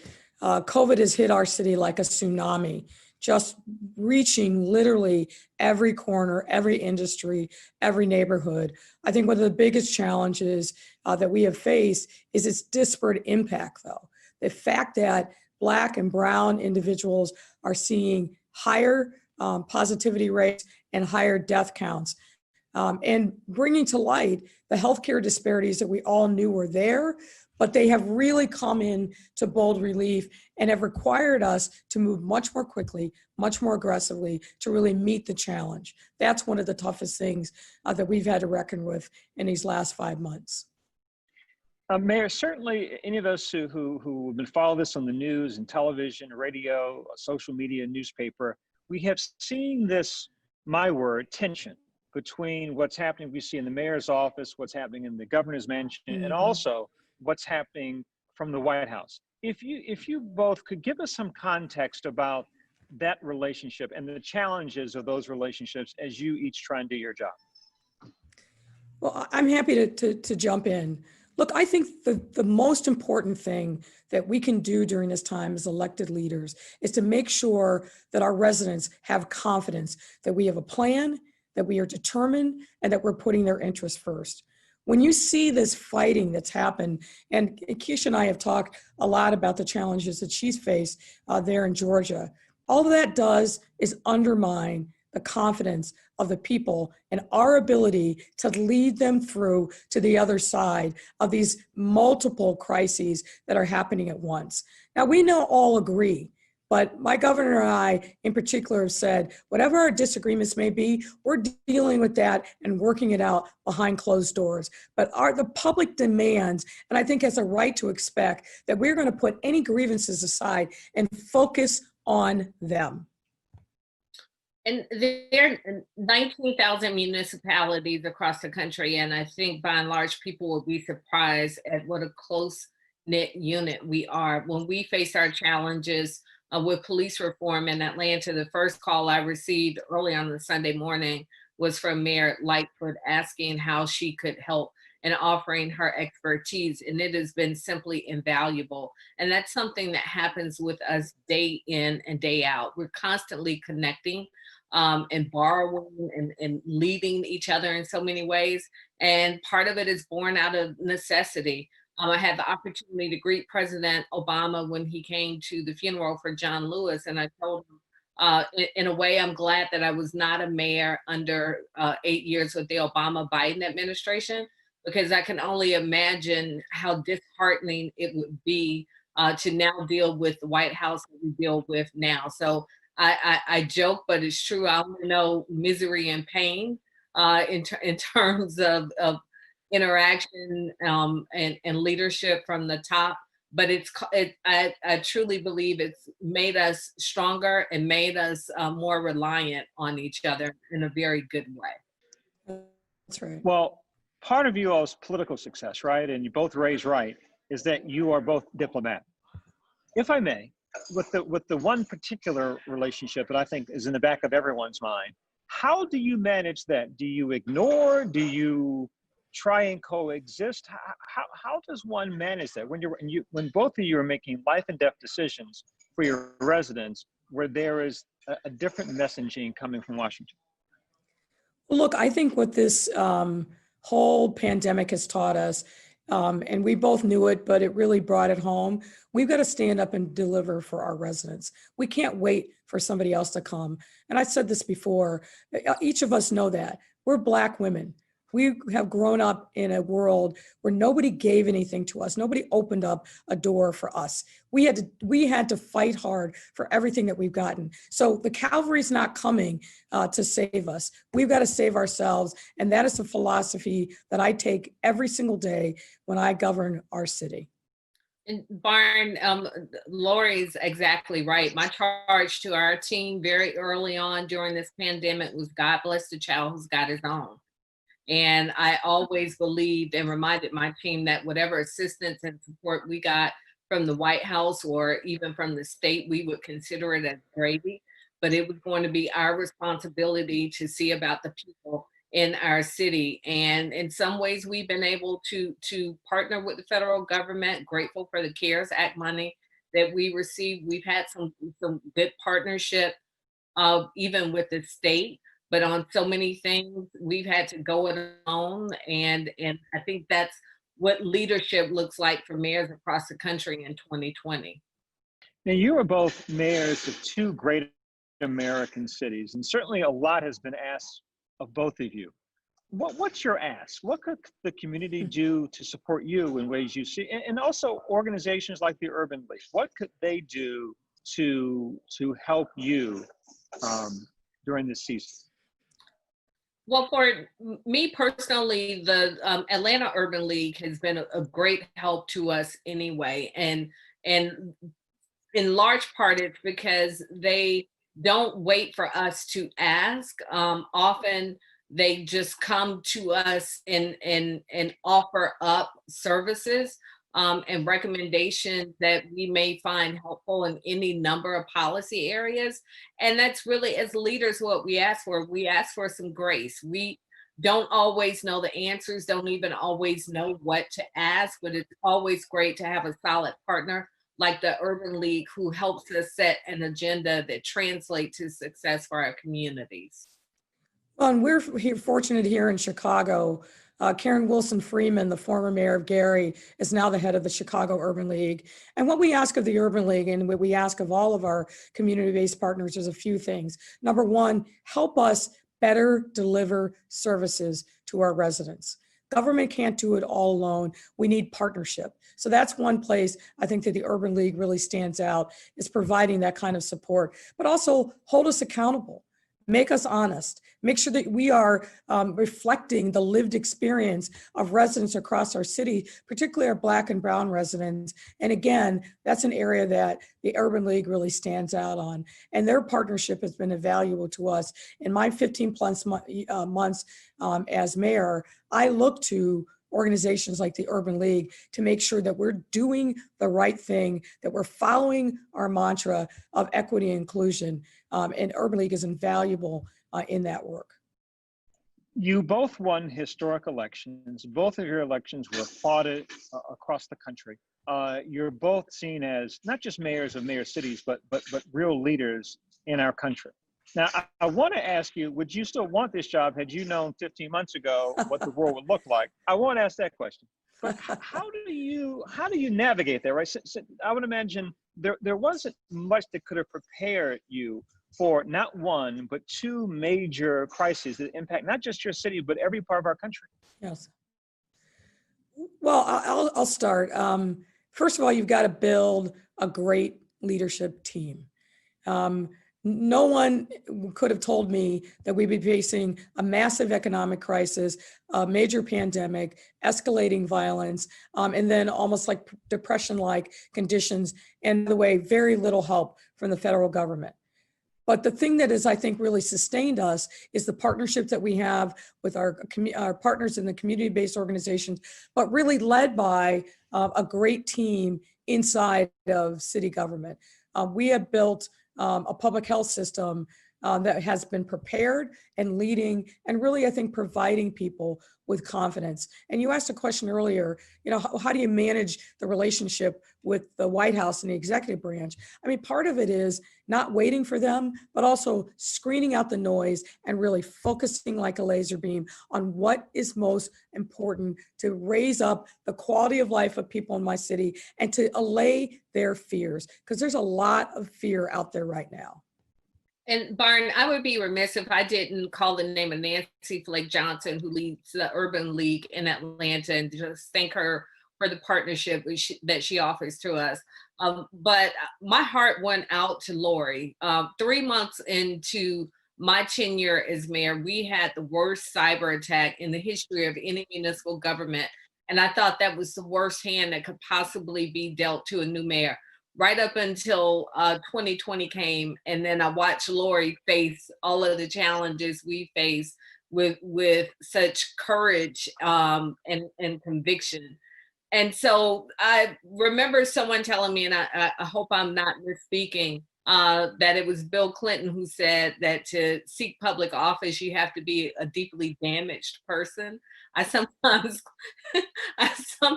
question myself, because there are days when it certainly is hard, but no one ever said public service would be easy. And I know that when we get to the other side of this, because we will get to the other side of whatever this is, I know that we will all be stronger leaders because of it. No doubt, no doubt. Something that's on the mind, certainly, of every parent in every city in America, in your two cities, schools are scheduled to start soon, or people are hoping things will start soon. What's the calculation in your cities as to what's the right thing to do as relates to our school children? And Mayor Bonas, will start with you. So the Atlanta Public Schools don't fall under the purview of the city of Atlanta in the way that they do under in Chicago, but our superintendent has made the decision to go virtual for the first 9 weeks of school. That is absolutely the right decision. My kids are in an independent school, and we have the option between virtual and in-person learning. I have chosen virtual learning for them, but already my head is hurting as I'm trying to get them through summer reading and summer math packets. It's just this reminder of what a big lift this is going to be for working parents across America, but it's necessary, and it's unfortunate that our COVID numbers are still where we are, and we're having to make these decisions this fall. Well, and we just announced recently that we also will start the school year all virtual. It's a very difficult decision. We did it after having a substantial amount of community engagement with our entire school community. Of course, our teachers and principals and staff, but also our parents and our students. And given what we are seeing as the slight uptick in cases, we just felt like for peace of mind for parents and students, that going all virtual was the right way to go. But as Keisha said, it's not an easy decision to make. You got to think about those working parents who don't have the luxury of staying home and essentially homeschooling their children. So we are working on a very robust plan to make sure that for those parents, their children have a safe, nurturing place to learn during the day while they're at work. But these are significant challenges. And look, the reality is, I also think about our youngest of students, our pre-K students, elementary K through 3 years old, grade 3. You don't replace the nurturing environment and social emotional learning through a Zoom lens. So I'm anxious, when the public health data allows, to get all of our students back in a classroom, particularly our youngest of learners. But we're going to do everything that we can to replicate as much of that school environment as possible, but from a distance. So Mayor, what solutions are you exploring to help people who are struggling to pay rent as a result of our national economic challenges? At the beginning of COVID-19, we just jumped in and literally did a brain dump on things that people may need, because we anticipated that people would be out of work and certainly wouldn't be able to pay their bills. So I issued a series of executive orders, including not turning off water service, but also calling upon our partners who receive support and funding from the city of Atlanta. We issued an eviction moratorium, and I've extended it several times.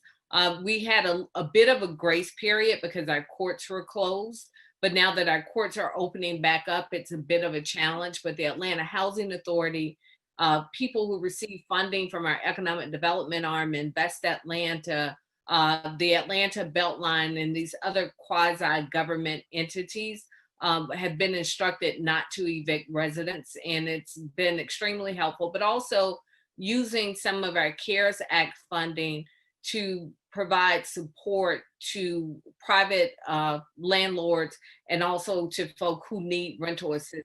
That's been a great benefit as well. Mayor, we certainly know about the battle between mayors and the president, but you have your own battle at home in Georgia with your governor. And it's been quite a battle as we fight over mask mandates and what my authority as mayor is in terms of how I put policies in place to protect our citizens. Right now, we are in the midst of mediation. My belief is that we all have a finite amount of energy. I would much rather my team and even myself be able to put that energy towards something other than fighting with each other. So hopefully we can have some success with this mediation, but a mask mandate will continue in Atlanta, and we're going to continue to make decisions that are best for the people who call Atlanta home. I'd like to pivot for a moment away from COVID to the issue of race and justice, something that you both have been in the forefront in, not just in conversations in your cities, but conversations nationally. I want to get your sense about this talk of defunding the police. Certainly it's one of those issues that is dividing people. But Mayor, I'd like to put first with you, your thoughts about this notion of defunding police and what you see as the path forward. Well, when I hear that, and then the conversations that I've had with folks who have really advocating for it, most of them don't literally mean to defund the police. Now, there are some that do, but most that don't. What I hear and what people have told me is that they're sick and tired of the lack of investment in all the other things that build healthy and strong neighborhoods and communities. And I agree with them. You know, we're not going to be able to erase decades of disinvestment in things like quality education, jobs, job training, healthcare systems, and making sure that our folks are able to live healthy and vibrant lives. We're not going to be able to erase that disinvestment in a couple budget cycles, but we've got to lay the foundation for that. And that's what we've done here in Chicago. And we also have to deal with the reality of poverty and what the grip of generational poverty does to destroy neighborhoods, destroy lives. And so we have faced that reckoning here in Chicago, but we are committed, even in very tough budgetary circumstances, and we've got big ones here. Our pension debt is real. We're looking at $1 billion plus in budget deficit for 2021. But I am committed to make sure that we don't forget our values and invest in the people whose lives are really in the balance and who haven't had a seat at the table really in a lifetime. And what I encourage people to do, Byron, is to get past the tagline. That it really is not about the tagline, it's about what our communities are asking for. So in Atlanta, we began criminal justice reform the minute literally I walked into office. One of the first pieces of legislation that we passed was to eliminate cash bail bonds in the city of Atlanta. Shortly after that, we ended our relationship with ICE, which freed up our jail over 450,000 square feet. It now gives us an opportunity to reimagine our jail. And again, the Urban League, Nancy Flake Johnson's been right at the table helping us chart this path. So when I look at our police budget, I'm looking at salaries, pension, capital costs, workers' compensation. But when I look at my corrections budget, I now see that there's an ability to move staff and resources in the other areas to put towards those community concerns that people have expressed that they are interested in. And you know, and I'm sure Lori will agree, our budget books are this big. So it's not that simple saying cross out money out of the police department, but it is incumbent upon us to look at our budgets as a whole and make decisions that uplift our communities in whatever way we need to do it. And what do y'all make of this notion coming out of the White House, this federal intervention to send in federal troops into major American cities to, in the president's words, restore order? Well, unfortunately, I've had to reckon a lot with that over these past few weeks. And let's just be clear, what happened in Portland was unconstitutional, undemocratic, and un-American. And we can't ever allow that to happen again. But what I think unfortunately has happened is the president is using the 1968 playbook from Richard Nixon to sow this confusion and make it look like the cities are these teeming grounds of unrest and violence. And that's just simply not true. That is painting with way too broad a brush. And what we need to do is make sure that we continue to break through the chaos and the noise and speak our own truth to make sure our narrative and the right narrative actually is the one that our people understand, but also the national media and the national residents across the country understand. Obviously, there's a place for law enforcement. Cities like Chicago, cities like Atlanta have had FBI, DEA, ATF agents in offices supporting our violent crime fight really for decades. And we welcome those resources, but it's got to be done in cooperation and at the request of the local authority. You cannot usurp the authority of the mayor and the local police department. And you will not send troops into our city to exacerbate tensions that are already at an all-time high. That's exactly what happened in Portland, and it made things even worse. So I hope that the president and the head of the Homeland Security have gotten the message. We will not allow troops in our cities. And Mayor Bottoms, I get the sense that Mayor Lightfoot gets a little hot about that subject. What are your thoughts? That's what I said. Amen to everything. Amen to ditto to everything that Mayor Lightfoot just said. The only thing that I will add to that, it also puts law enforcement at risk when we don't know who's on our streets and who's in our communities. There's a reason we have coordination, because you don't want law enforcement not knowing who else is carrying a gun and who has the ability or responsibility to detain people, et cetera. So it's very dangerous. It inflames our communities, but also puts our law enforcement personnel in harm's way. Ladies, just a few more questions with the time that we have left. One is, because you all are on the ground getting it done, as they say in the military, you all both are at the tip of the spear in both these fights. What do you see coming down the road that perhaps we from 30,000 feet don't see, whether good or bad, that's coming in the next weeks, the next month, as it relates to these two topics? Well, look, I still think we're in a fight of our lives for COVID-19. We can't underestimate the power and destruction of this virus. And we've got to keep educating our residents about this. Unfortunately, we're seeing an uptick in cases in Chicago in the 18 to 29-year-old cohort. I worry about that. I worry that even once we get a vaccine, that because of the speed at which it's going to be brought into production, that people are going to be reluctant to take it. So we're starting now to do a lot of education about vaccines in general. I'm concerned that when flu season starts, as it does every year, that people are going to confuse flu-like symptoms with COVID-19 symptoms. So our public health response has to continue to be incredibly proactive and robust.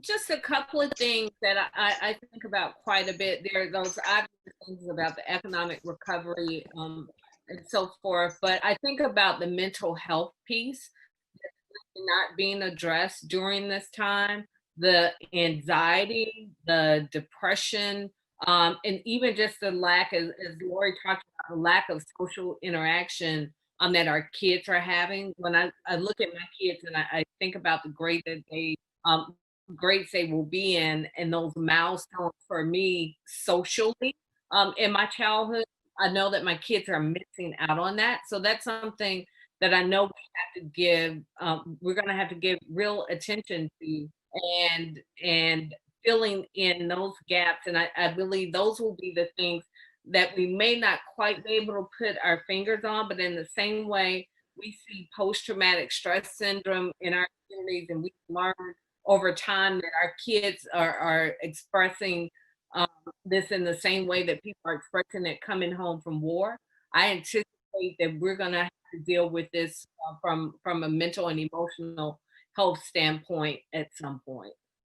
Man, to that point, my last two questions for you all in the time that we have left is a character question and a mental health soul question. We all remember Michelle Obama's words in recent days about her sense of feeling depression.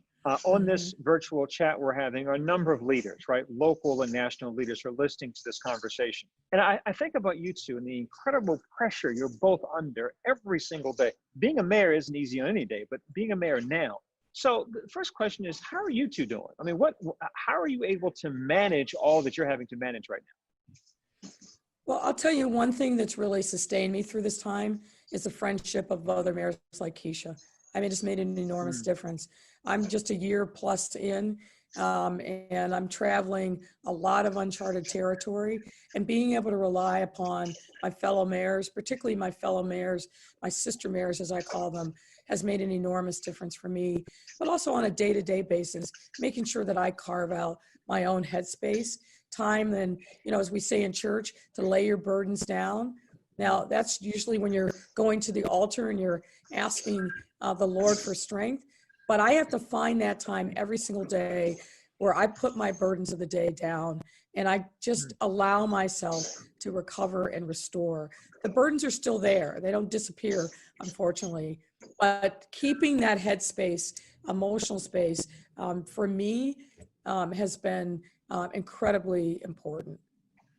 And the grace of God is sufficient. I've been relying a lot on my faith and a lot on my fellow mayors. And if you ever had an opportunity to see some of our text messages, it's like a group therapy session at times, because we all get it and we know the stress and the struggles that we're facing every day. But I recently bought a Peloton, and I just to be able to get on there for 30 minutes and completely disconnect has been better probably than any therapy session I could get to right now. But also just trying to appreciate the upside of having time with my family that I haven't had in a very long time, physically being together, and then being on the other side of COVID-19. There's so many families who didn't make it through.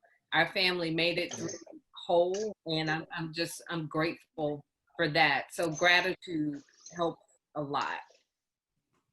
Mayors, we're so grateful to you both, and we're grateful for your time. We know how busy you both are. So we'll wrap up our conversation. Thank you so much, Mayor Lori Lightfoot, Mayor of Chicago, Mayor Keisha Lance Bottoms, Mayor of Atlanta. Mayors, thank you both so much. Continued grace. Godspeed to you both. Thank you.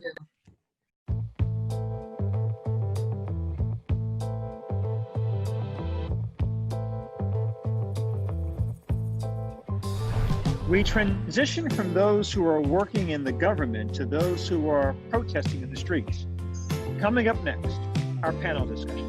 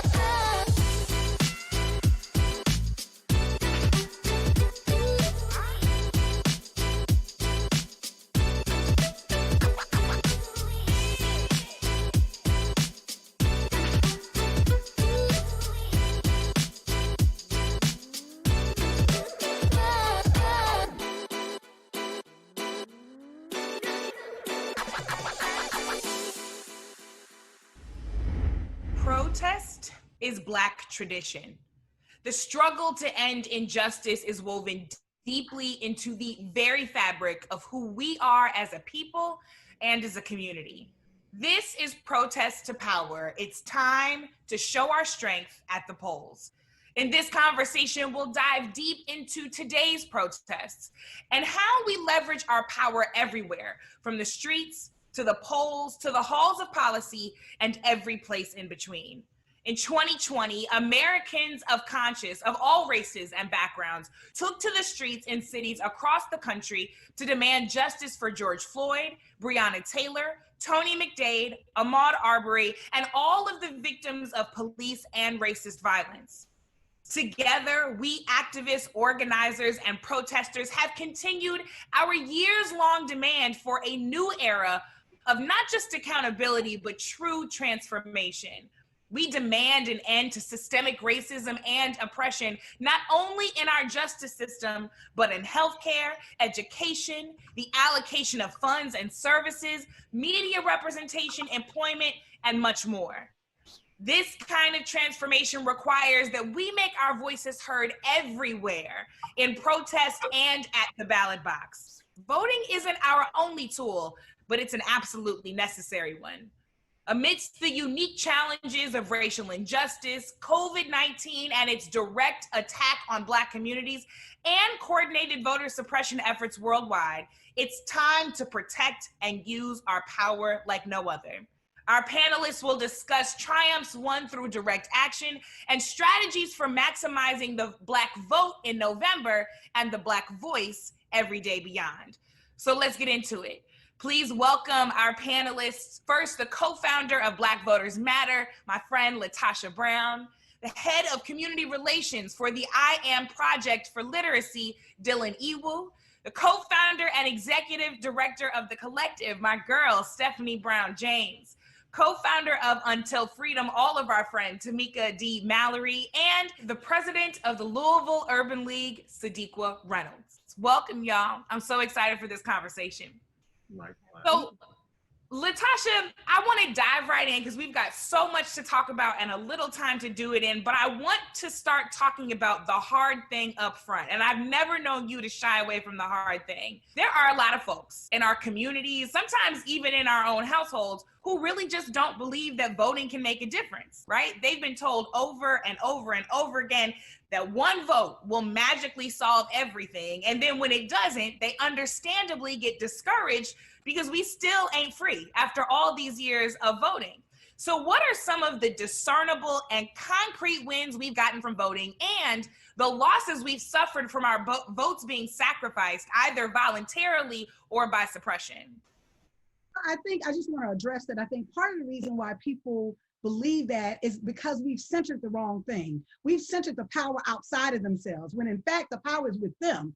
And so the focus shouldn't be on that the power of your vote, you only count with your vote. The power is you, and you're utilizing your power to really be able to get some wins in your community. When we look at what has happened with the Voting Rights Act, even from 1965, when Black people organized themselves and rose up and said that we need to exercise our right to vote, and we demand so. What you start seeing in the South, you start seeing in the South where you had sheriffs that were elected that were African American. You start seeing elected officials from the state house, where Mississippi has more elected officials than anywhere in the country that are African American. What you start seeing is a reflective democracy where people from our community that were aligned with our issues were in office. When we also think about some of the things, even with when we're fighting against policies that make a difference between whether a DA, putting a DA in office, I think it makes a difference between whether someone gets 20 years or life, or how we're treated, or filling those discrepancies. So I've seen many, many wins. I've seen where Black communities have taken over school boards and there's been another agenda. I have seen the difference when Black people have elected DAs that have an agenda that look out for us. And so I think what we have to know is that voting is one power. It is us using our leverage, our agency to really be able to put people in office that represent us, hold those accountable, or even take people out of office that don't represent us. So we have to use it as a leverage of power, not a defining moment of it's the end all and the be all. It is a means to an end. That is the perfect soundbite to help us understand what we say to those folks that we love very much, but who are struggling to believe in the franchise. And we know that a lot of folks, from our dearly departed John Lewis to people just like you, have sacrificed a whole lot to continue to protect that franchise for us. Tamika, I'm gonna come to you next, because when we talked about the power at the polls, I wanna talk about the power of protest. I know that right now you are packing to move to Kentucky for a whole month to stand with our family down there in the name of Breonna Taylor, and you and so many others, folks like Chanel Helm and BLM Louisville and all of these folks, Sadiqa, who we'll come to in a second, have been doing the hard work on the streets to make sure that our power in protest is seen, felt, and heard consistently. But some people, just like they complain about the vote, may complain about protesting and direct action being ineffective. You know, we've heard it. People say, we've been marching for years and years. What has it ever done? We still marching for the same thing. So you tell us, what has it done? What successes have we seen in this moment that we can learn from and carry confidently into the future? We could go through a really long history, or we can make it brief and just talk about two incidents that people really, really are engaged with right now. We talked about Breonna Taylor in Kentucky, and of course, Ahmaud Arbery, which is a case that we cannot allow to slip from our memory, right? Both of them were killed in February, Ahmaud Arbery, and Breonna Taylor, March 13. But the movement for justice for these two individuals didn't happen until late May. And it was because of protests. Breonna Taylor's family tells us all the time how lonely it was, that she literally was holding the death of her daughter with no support, no one from the world as we see now. I mean, people everywhere are talking about Breonna Taylor. But her family was holding Breonna's murder without support. And she says it was a very lonely time. It was not until the protests began and until people found out about it and began to talk about this Breonna Taylor, to call her name, that we see just a little bit. We're not even at the point that we have been able to secure full justice, but certainly we know that an officer has been fired. We know that Daniel Cameron, the Attorney General, has no choice but to announce something. Whatever it is that he's gonna do, he has to announce that he will in fact pursue this case. But I can imagine, based upon, or not he will pursue it, let me not say that, because he may announce that he's gonna do nothing at all, right? But based upon the reports and the ways that the reports have been written, it's very clear that the Louisville Metro Police Department was used to lying by saying in the report that Breonna Taylor, there were no injuries to anyone in the home. By using lies to obtain a no-knock warrant, it's very clear that they were comfortable lying, and they've gotten away with it before. But because of the protest movement, it raised the level of awareness so much that there has to be something at this point done about her murder.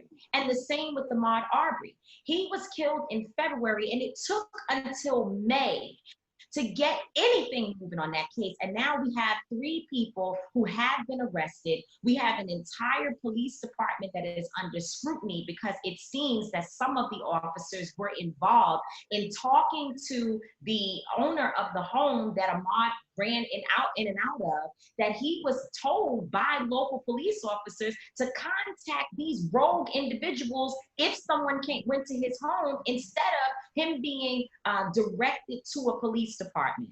So these are things that we would not have heard if it had not been for the important and impactful voices of those who have been out on the streets of Georgia, the streets of Minneapolis, those who showed up for George Floyd, and of course, those who showed up for Breonna Taylor. And I think we have so many other examples of when protest movements work, but even in those cases, nothing would have been happening if it had not been for folks standing up.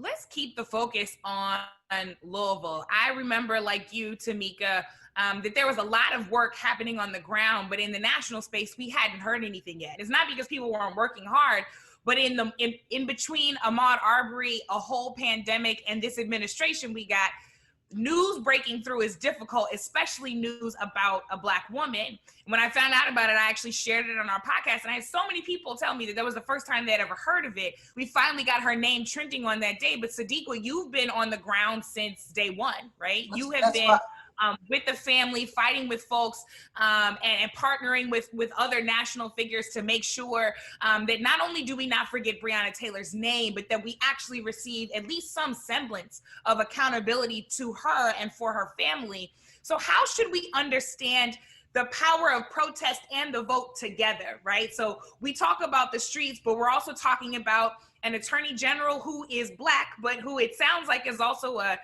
protege, if you will, of Mitch McConnell, who does not seem to care much about Black people, right? So we know that elections have consequences, as does that direct action that Tamika just so brilliantly walked us through. So how do we understand the power of the vote and protest together?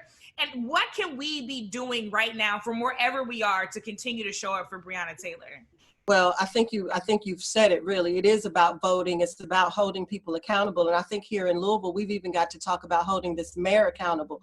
We very easily point to Republicans because the Attorney General is one, and you are correct. He is the protege of McConnell.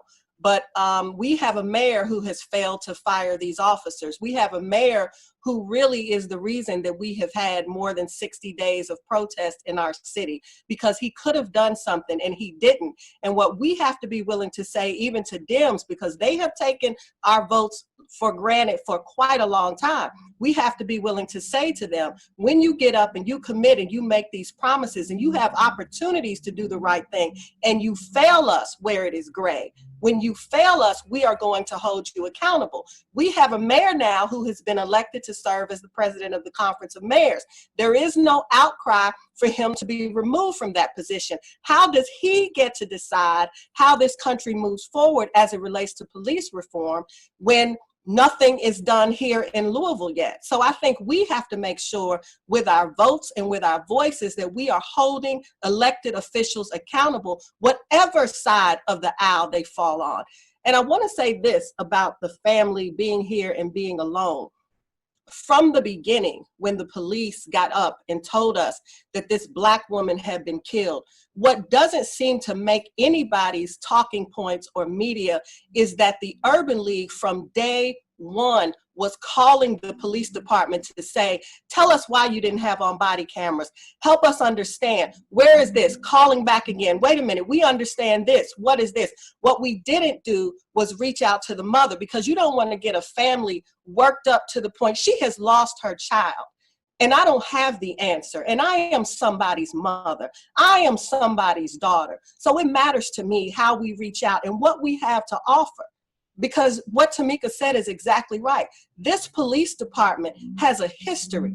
This is not new. The dishonesty is not new.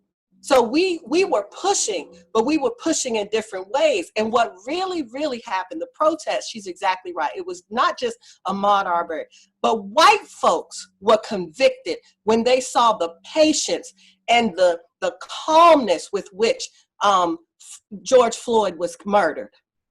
That set off something different in America.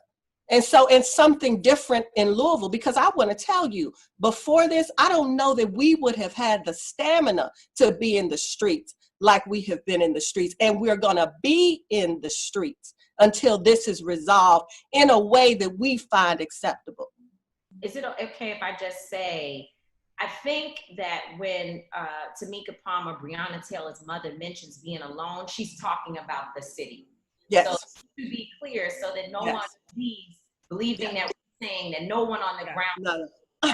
We know there was a movement on the ground, and I am so proud of the work, because you guys have dealt with a lot. Like, there's been a lot going on. The election there against Mitch McConnell, and the ways in which you all were disenfranchised. The election was, people were just cheated, and I saw it because I was there physically to watch people banging on the doors, trying to get in to cast their vote at a time when the polls should have been open in Louisville. So I just want to make sure to say, so everyone is clear, there was a movement. I think what she's saying is that she would love to have seen from the beginning a national, international cry for Breonna Taylor. That's right. I appreciate that. And it's just, it is so hard because I see her all the time and talking to her. And again, you know, like you, I am somebody's mother. And I cannot imagine her pain and the feeling of disregard in a city where she probably voted for the mayor. Yep, probably did so thinking that this was somebody on our side. And so often we see that when push comes to shove, that you're not actually showing up for us the way that the folks on this panel are showing up for each other every single day. Thank you all for that call to action. Dylan, I want to come to you. So we talked about the vote and the polls. We talked about the power of protest. We haven't even touched the census, right? And we only get a census once every 10 years. And we know that there is a declaration made based on the data coming out of that census about which communities get how much money for the services that we all essentially need.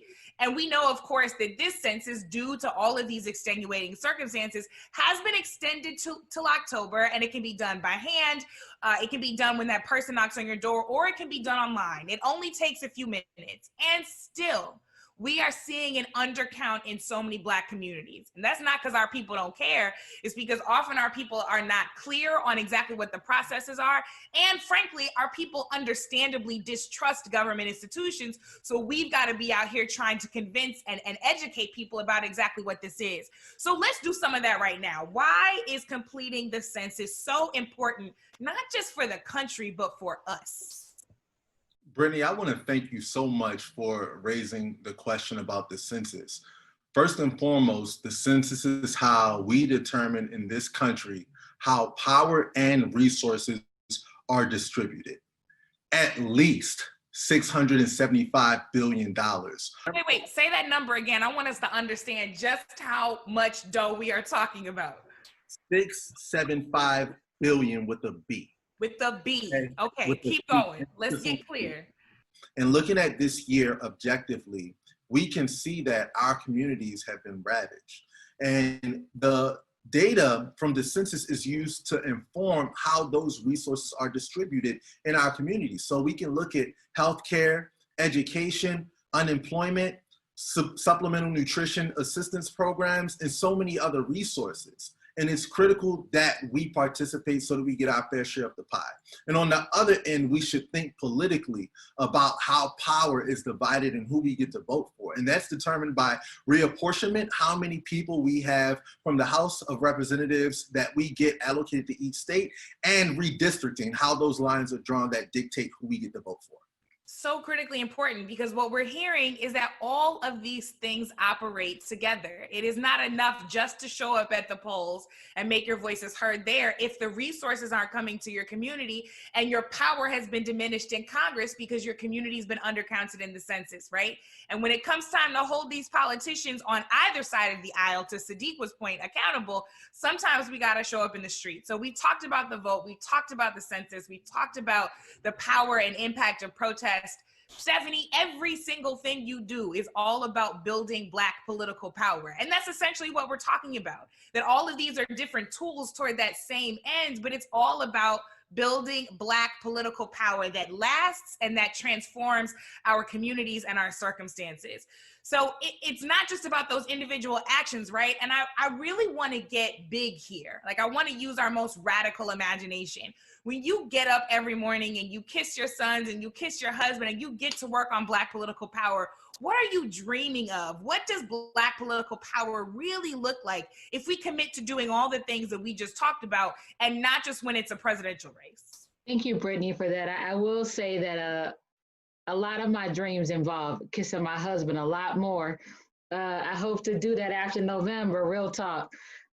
Because we're in this together. You know, we're the co-founders of the collective, and so we have 2 boys, and I feel like our 3rd child is this work, because it's vital. And my 2 boys will not be able to have the lives that we want them to have if we do not build Black political power in this country. And so, you know, I am a product of 2 people from Jackson, Mississippi that became teachers, and so I love statistics.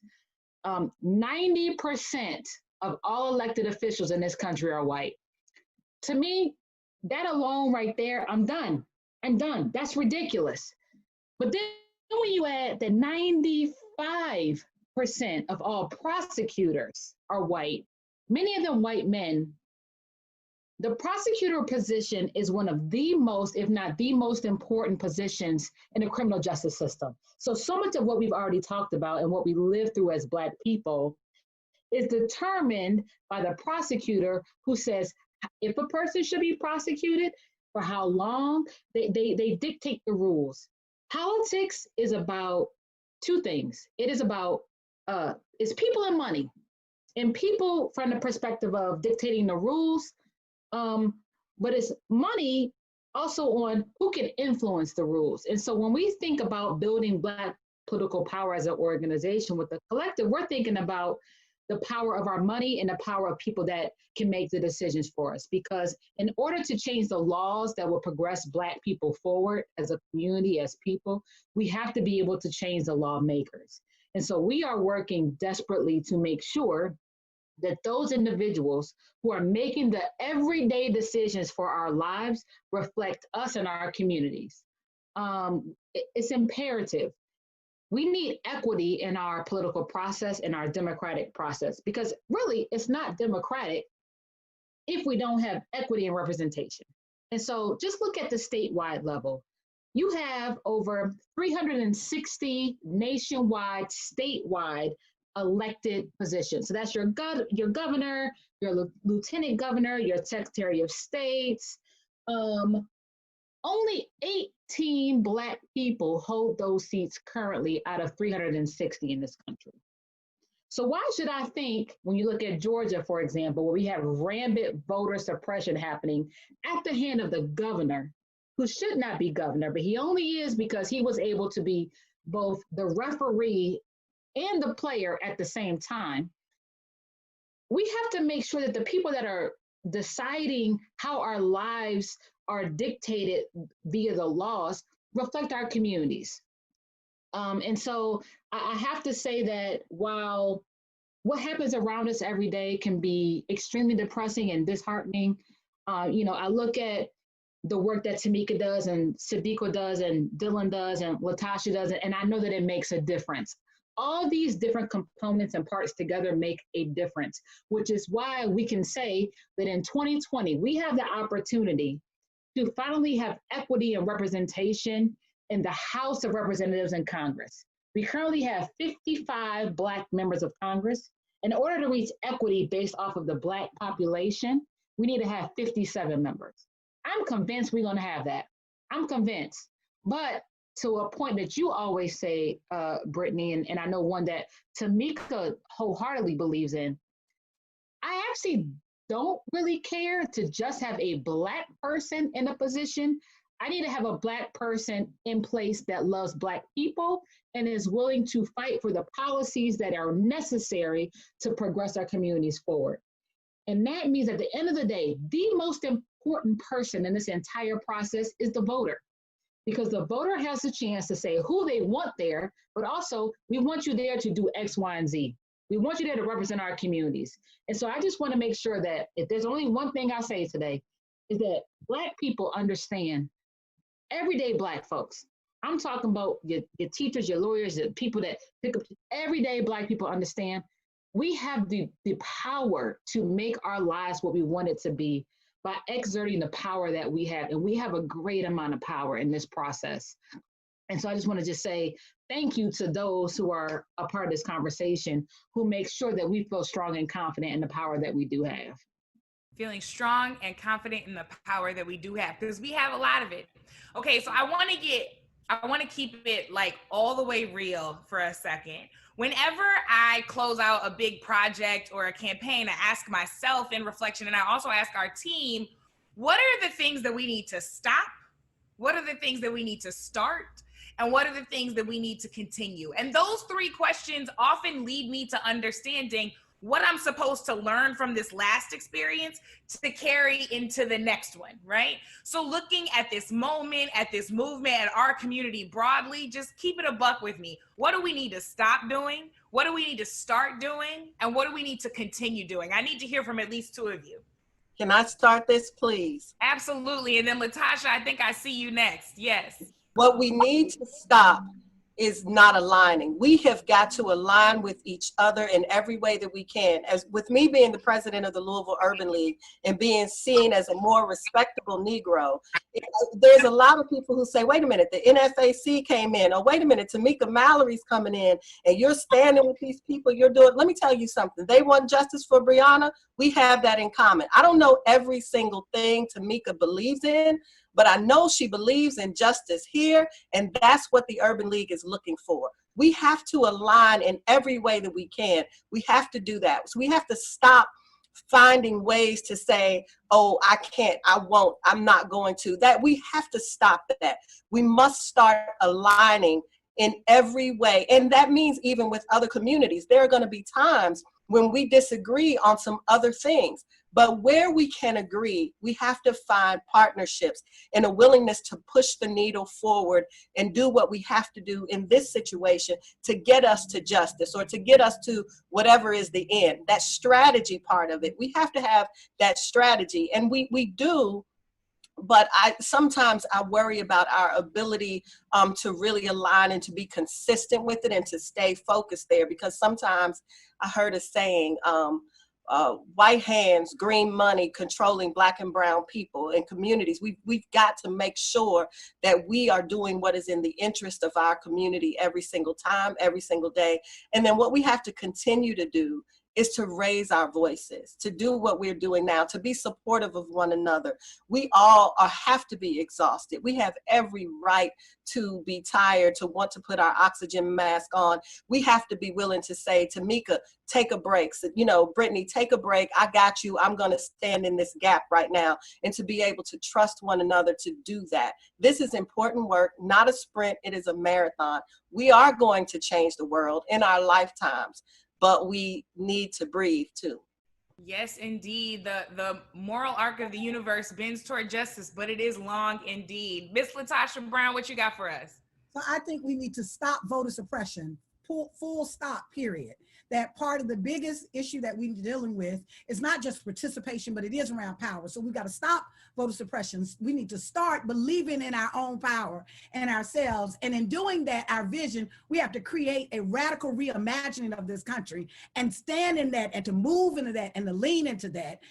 We who believe in freedom shall not rest until it comes. We who believe in freedom shall not rest until it comes. And so everything that we've ever gotten in this country is because of our work. It is because we have collectively raised our voice, stood in our power against all odds. And when we work together, we win.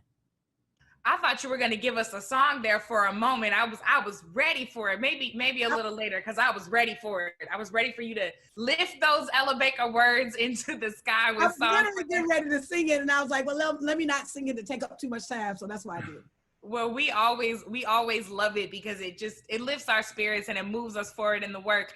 And I want to reflect a little bit on community. Dylan and Stephanie, I'd love to ask you this question because people like to complain about there not being a single leader in this movement. Stephanie, you talked about how all of the components work together. And people will say, well, there's not a single leader like Dr. King was. Well, guess what? We all know Dr. King was not the single leader, and that there were lots of people who were instrumental because we build teams, not saviors. That's what I always say. We build teams, not saviors. So why is it so critical for us to really be functioning in community in this moment and not just moving independently? Dylan, I'll come to you first, and then Stephanie. Brittany, I would like to start by saying that when I think about Dr. King's legacy, what I think about is the work that he was doing right before he passed. And it reminds me of the Poor People's Campaign. And for me, ideas that help fuel the next generation of leaders is so critical. And we can see that in individuals like Dr. Reverend William Barber and him carrying the torch with the Poor People's Campaign. We see how that has caused individuals like myself and so many of the folks that have been on the front lines protesting over the course of the last several months against injustices in ways that African Americans are being treated. Now, we know that these are things that need to be sustained. So when we think about movements, and I know Stephanie can attest to this, we see individuals that come into communities we build, we do this great work, and we leave. What we should be focusing on for movements and to continue to build communities is ensuring that we're funded. We need to fund the education of individuals so that we understand the issues. And that way we can connect with the masses, we can build coalitions, and we can ensure that communities and movements are sustained. I would wholeheartedly agree with everything that Dylan said. You know, I would say, I am, please, white people, give us your money. Like, Black people, give us your money. And by give us your money, I mean, let's support these candidates that deserve our support. You know what I mean? One of the things that I love about the collective is that we really work hard to do our due diligence of laying out who we support who we should support that is focused on building community. And that's not an easy thing to do, because in building community, you still have individual persons who are part of it, and people are flawed. And so I know that's the case, but you know, I look at someone like Kim Foxx, who's a state's attorney in Cook County in Chicago, who grew up in Cabrini Green, who's been able to transform criminal justice as we know it in Illinois because of her experience in the community, to then stay connected to the community to get their thoughts and advice on how we should move the community forward. If you are completely removed from your community, it's difficult for you to be able to say what the solution should be. So one of my first things is we need to have people who represent our communities who come from them. That's one thing. The second thing I would say is I believe in the education of children. When I joined the NAACP at 14 years old, I got a cultivation and a love of Black history, of Black legacy, of Black power, that I would not have gotten elsewhere at the time. I know Tamika, through growing up through the National Action Network, was able to get a training from not just Reverend Al Sharpton, from her parents, from those who she talked to at the Saturday sessions that they had. That's why Tamika's who she is. That's why Stephanie Brown James is who she is. That's why Brittany Packnett from her parents' lessons is who she is. Because as kids, we were implanted with this belief that Black people are everything and powerful. And so I think in building community, we have to build up our children with that legacy and history and understanding that we do have to carry that torch forward, but not in the sense of competing against our elders, but how can I build from them? But also them understanding that sometimes you got to let that joint go, okay? Because we are really prepared to be able to move us forward in this new society in a way that's going to build us up in a different kind of way. I just want to build on that, Stephanie. Thank you so much for saying that, sister, what you and Dylan raised. You know, we're in this real reflective moment right now with the recent loss of Representative John Lewis and Dr. C.T. Vivian and Joseph Lowry, who died a month ago, that we're in this real reflective moment of people who I consider were the founders of democracy in this country.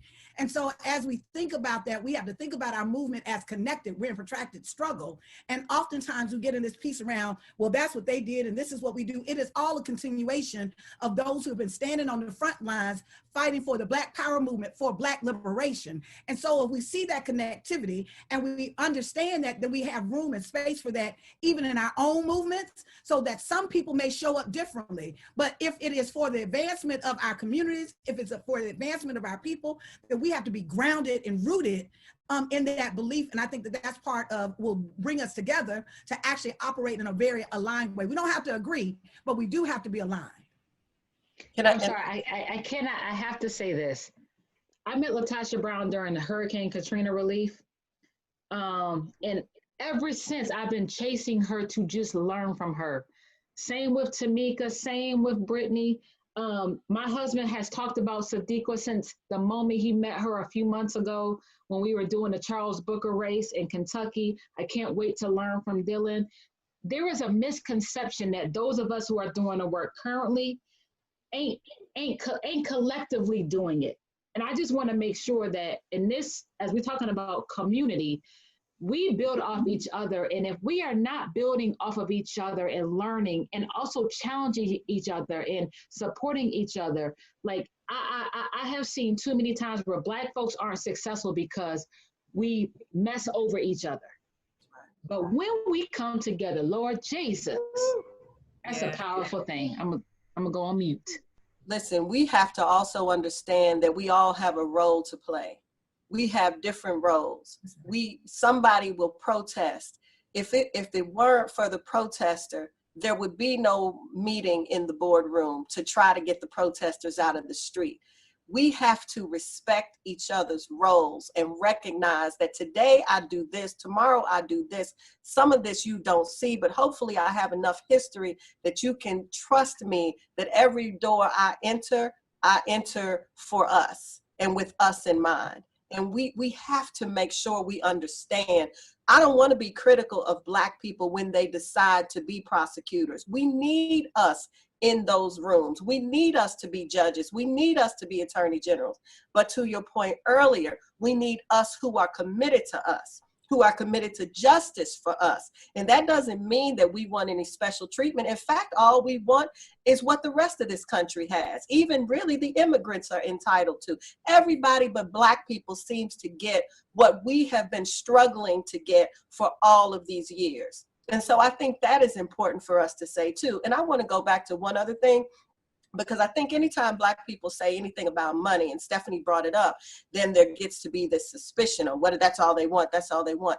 No, listen, the things that this country has done to us and allowed to be done to us can only be corrected with investment. You don't redline an entire community out of access and then say, we're going to give you this program for $10,000 or no, you create a program that allows me and my community to own a home, that allows us to own some land, that allows me to acquire wealth, hold on to it, die, and leave it to my children.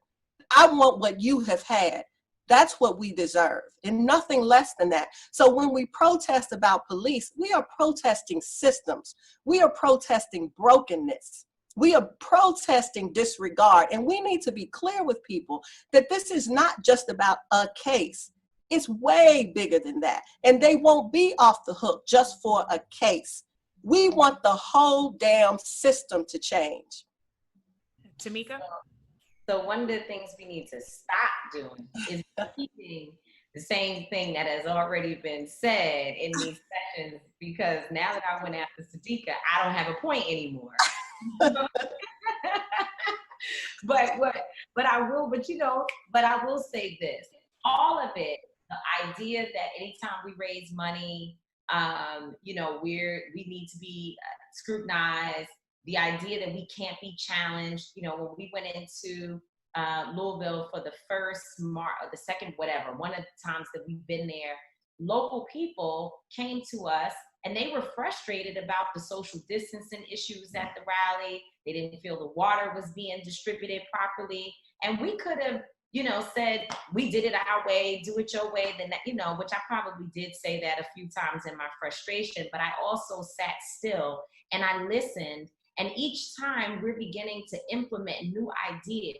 And then we said, hey, we're inviting people to a call to tell us what we need to be doing better, because we are going into a community, a different community that we don't live in, and we do have to respect one another. And to your point, Stephanie, I think it is so important for us to be able to have that critical analysis and not look at it as criticism, but critical analysis of our processes and what it is that we need to grow.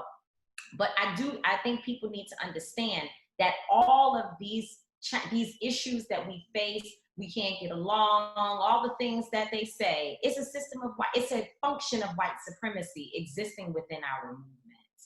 It is probably the thing that makes them feel like they're eating a good old steak, a good old juicy steak, because they can watch us tearing one another apart, which means that the movement cannot continue to grow and get where it is that we're going. So we've got to be able to have midnight conference calls to say, hey, you hurt my feelings, you made me feel this, that, and the third thing. But when it's time for us to have a united front and to hit this ground together, working towards a goal, we're going to come together regardless of whether we like one another, because it's really not about us. It's really about our children and the children that are coming behind them.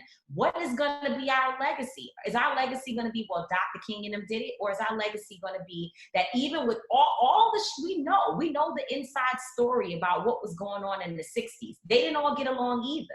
But look at what they accomplished for Latasha to be able to say they were the founders of our democracy. And if we are going to move this struggle that we're in further and be able to move the needle, we're going to have to put some of our personality issues aside and do what Dr. King talks about in the Kenyan nonviolence tradition, is to suspend your first judgment and find out more information about who it is that you're working with before you classify them as someone that you can't do. And getting along that critical analysis that we have to have about ourselves so that we can operate in community, it absolutely comes down to making sure that we have disciplined disagreements and that we know how to restore with one another. It also means checking ourselves in our own community to make sure that when we say Black Lives Matter, we mean all Black lives, that we mean Black women, that we mean Black queer folks, that we mean Black trans folks, that we mean Black disabled folks, that we mean Black immigrants, that we mean Black elders, that we mean Black young people, that if all Black people are not free at the end of this, then we collectively will have failed, right? That needs to continue to be our standard, and we need to hold ourselves and one another accountable to that, to truly not only be operating in community, but to make sure that at the end of this, everybody is free, because Fannie Lou Hamer already told us, none of us are free until everybody is free. So we are running out of time, but I want to ask everybody one final question. Dylan, I'm going to start with you, but I want everybody to give me one sentence that you want the historians to write about this moment. I have been thinking about this question all the time, to something that Tamika said: what kind of ancestors will we be? That we know what the ancestors that have gone before us have meant to us, have meant to our ability to fight, have meant to our ability to persist and be consistent in this struggle toward justice. But we are being made into those future ancestors every single day, with every choice that we make, with everything that we choose to do or don't do, every truth we choose to speak or stay silent on. What kind of ancestors will we be? So one sentence, Dylan, and then everyone, on exactly what you want the historians to write about this moment in time. Freedom was never free, and we're still fighting in 2020. Sadiqa, how about you? One sentence that you want history to write about this moment in time. I want history to say that she found the things she was willing to die doing. That's it right there. Tamika? I want history to say that it did not end with the first founding members of Until Freedom, and it continued on. There you go. Stephanie? I want history to say that Black people chose the lawmakers to make the laws they Yeah, powerful, powerful, powerful. Last but certainly not least, Latasha Brown. Ain't gonna let nobody turn me around, turn me around, turn me around. I'm gonna keep on walking, keep on talking, marching up to freedom's land. I want the world to say that not only did I sing that, but I believe that in my work, when my work speaks for me and the millions of others that are standing in that space and that legacy. Beautiful. And I really just pray that history says that this is the time that we decided to come for everything that is owed us, and we didn't stop until we got it. I'm Brittany Packnett Cunningham, thanking our incredible panelists, not just for this powerful conversation, but for every single thing you do every single day to make us more free than the day before. Thank you to the Urban League for hosting this conversation. Thank you to all of you who tuned in. Let's go get free.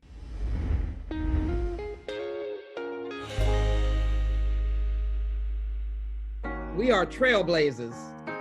We are resilient. We stand for what is right. We are here. We inspire. We march. We lead. We stand up. We create change. We innovate. we thrive. We contribute. We matter. We vote. Protect your power and reclaim your vote. Tuesday, November 3rd.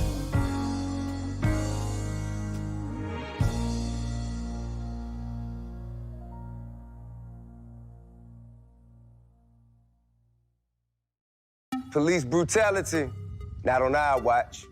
Poor healthcare, no sir. Our voting system is broken. It changes when we change it. We rise up as one.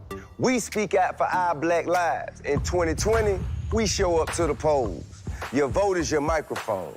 So get in the booth and turn yours up. Reclaim your vote. You dig?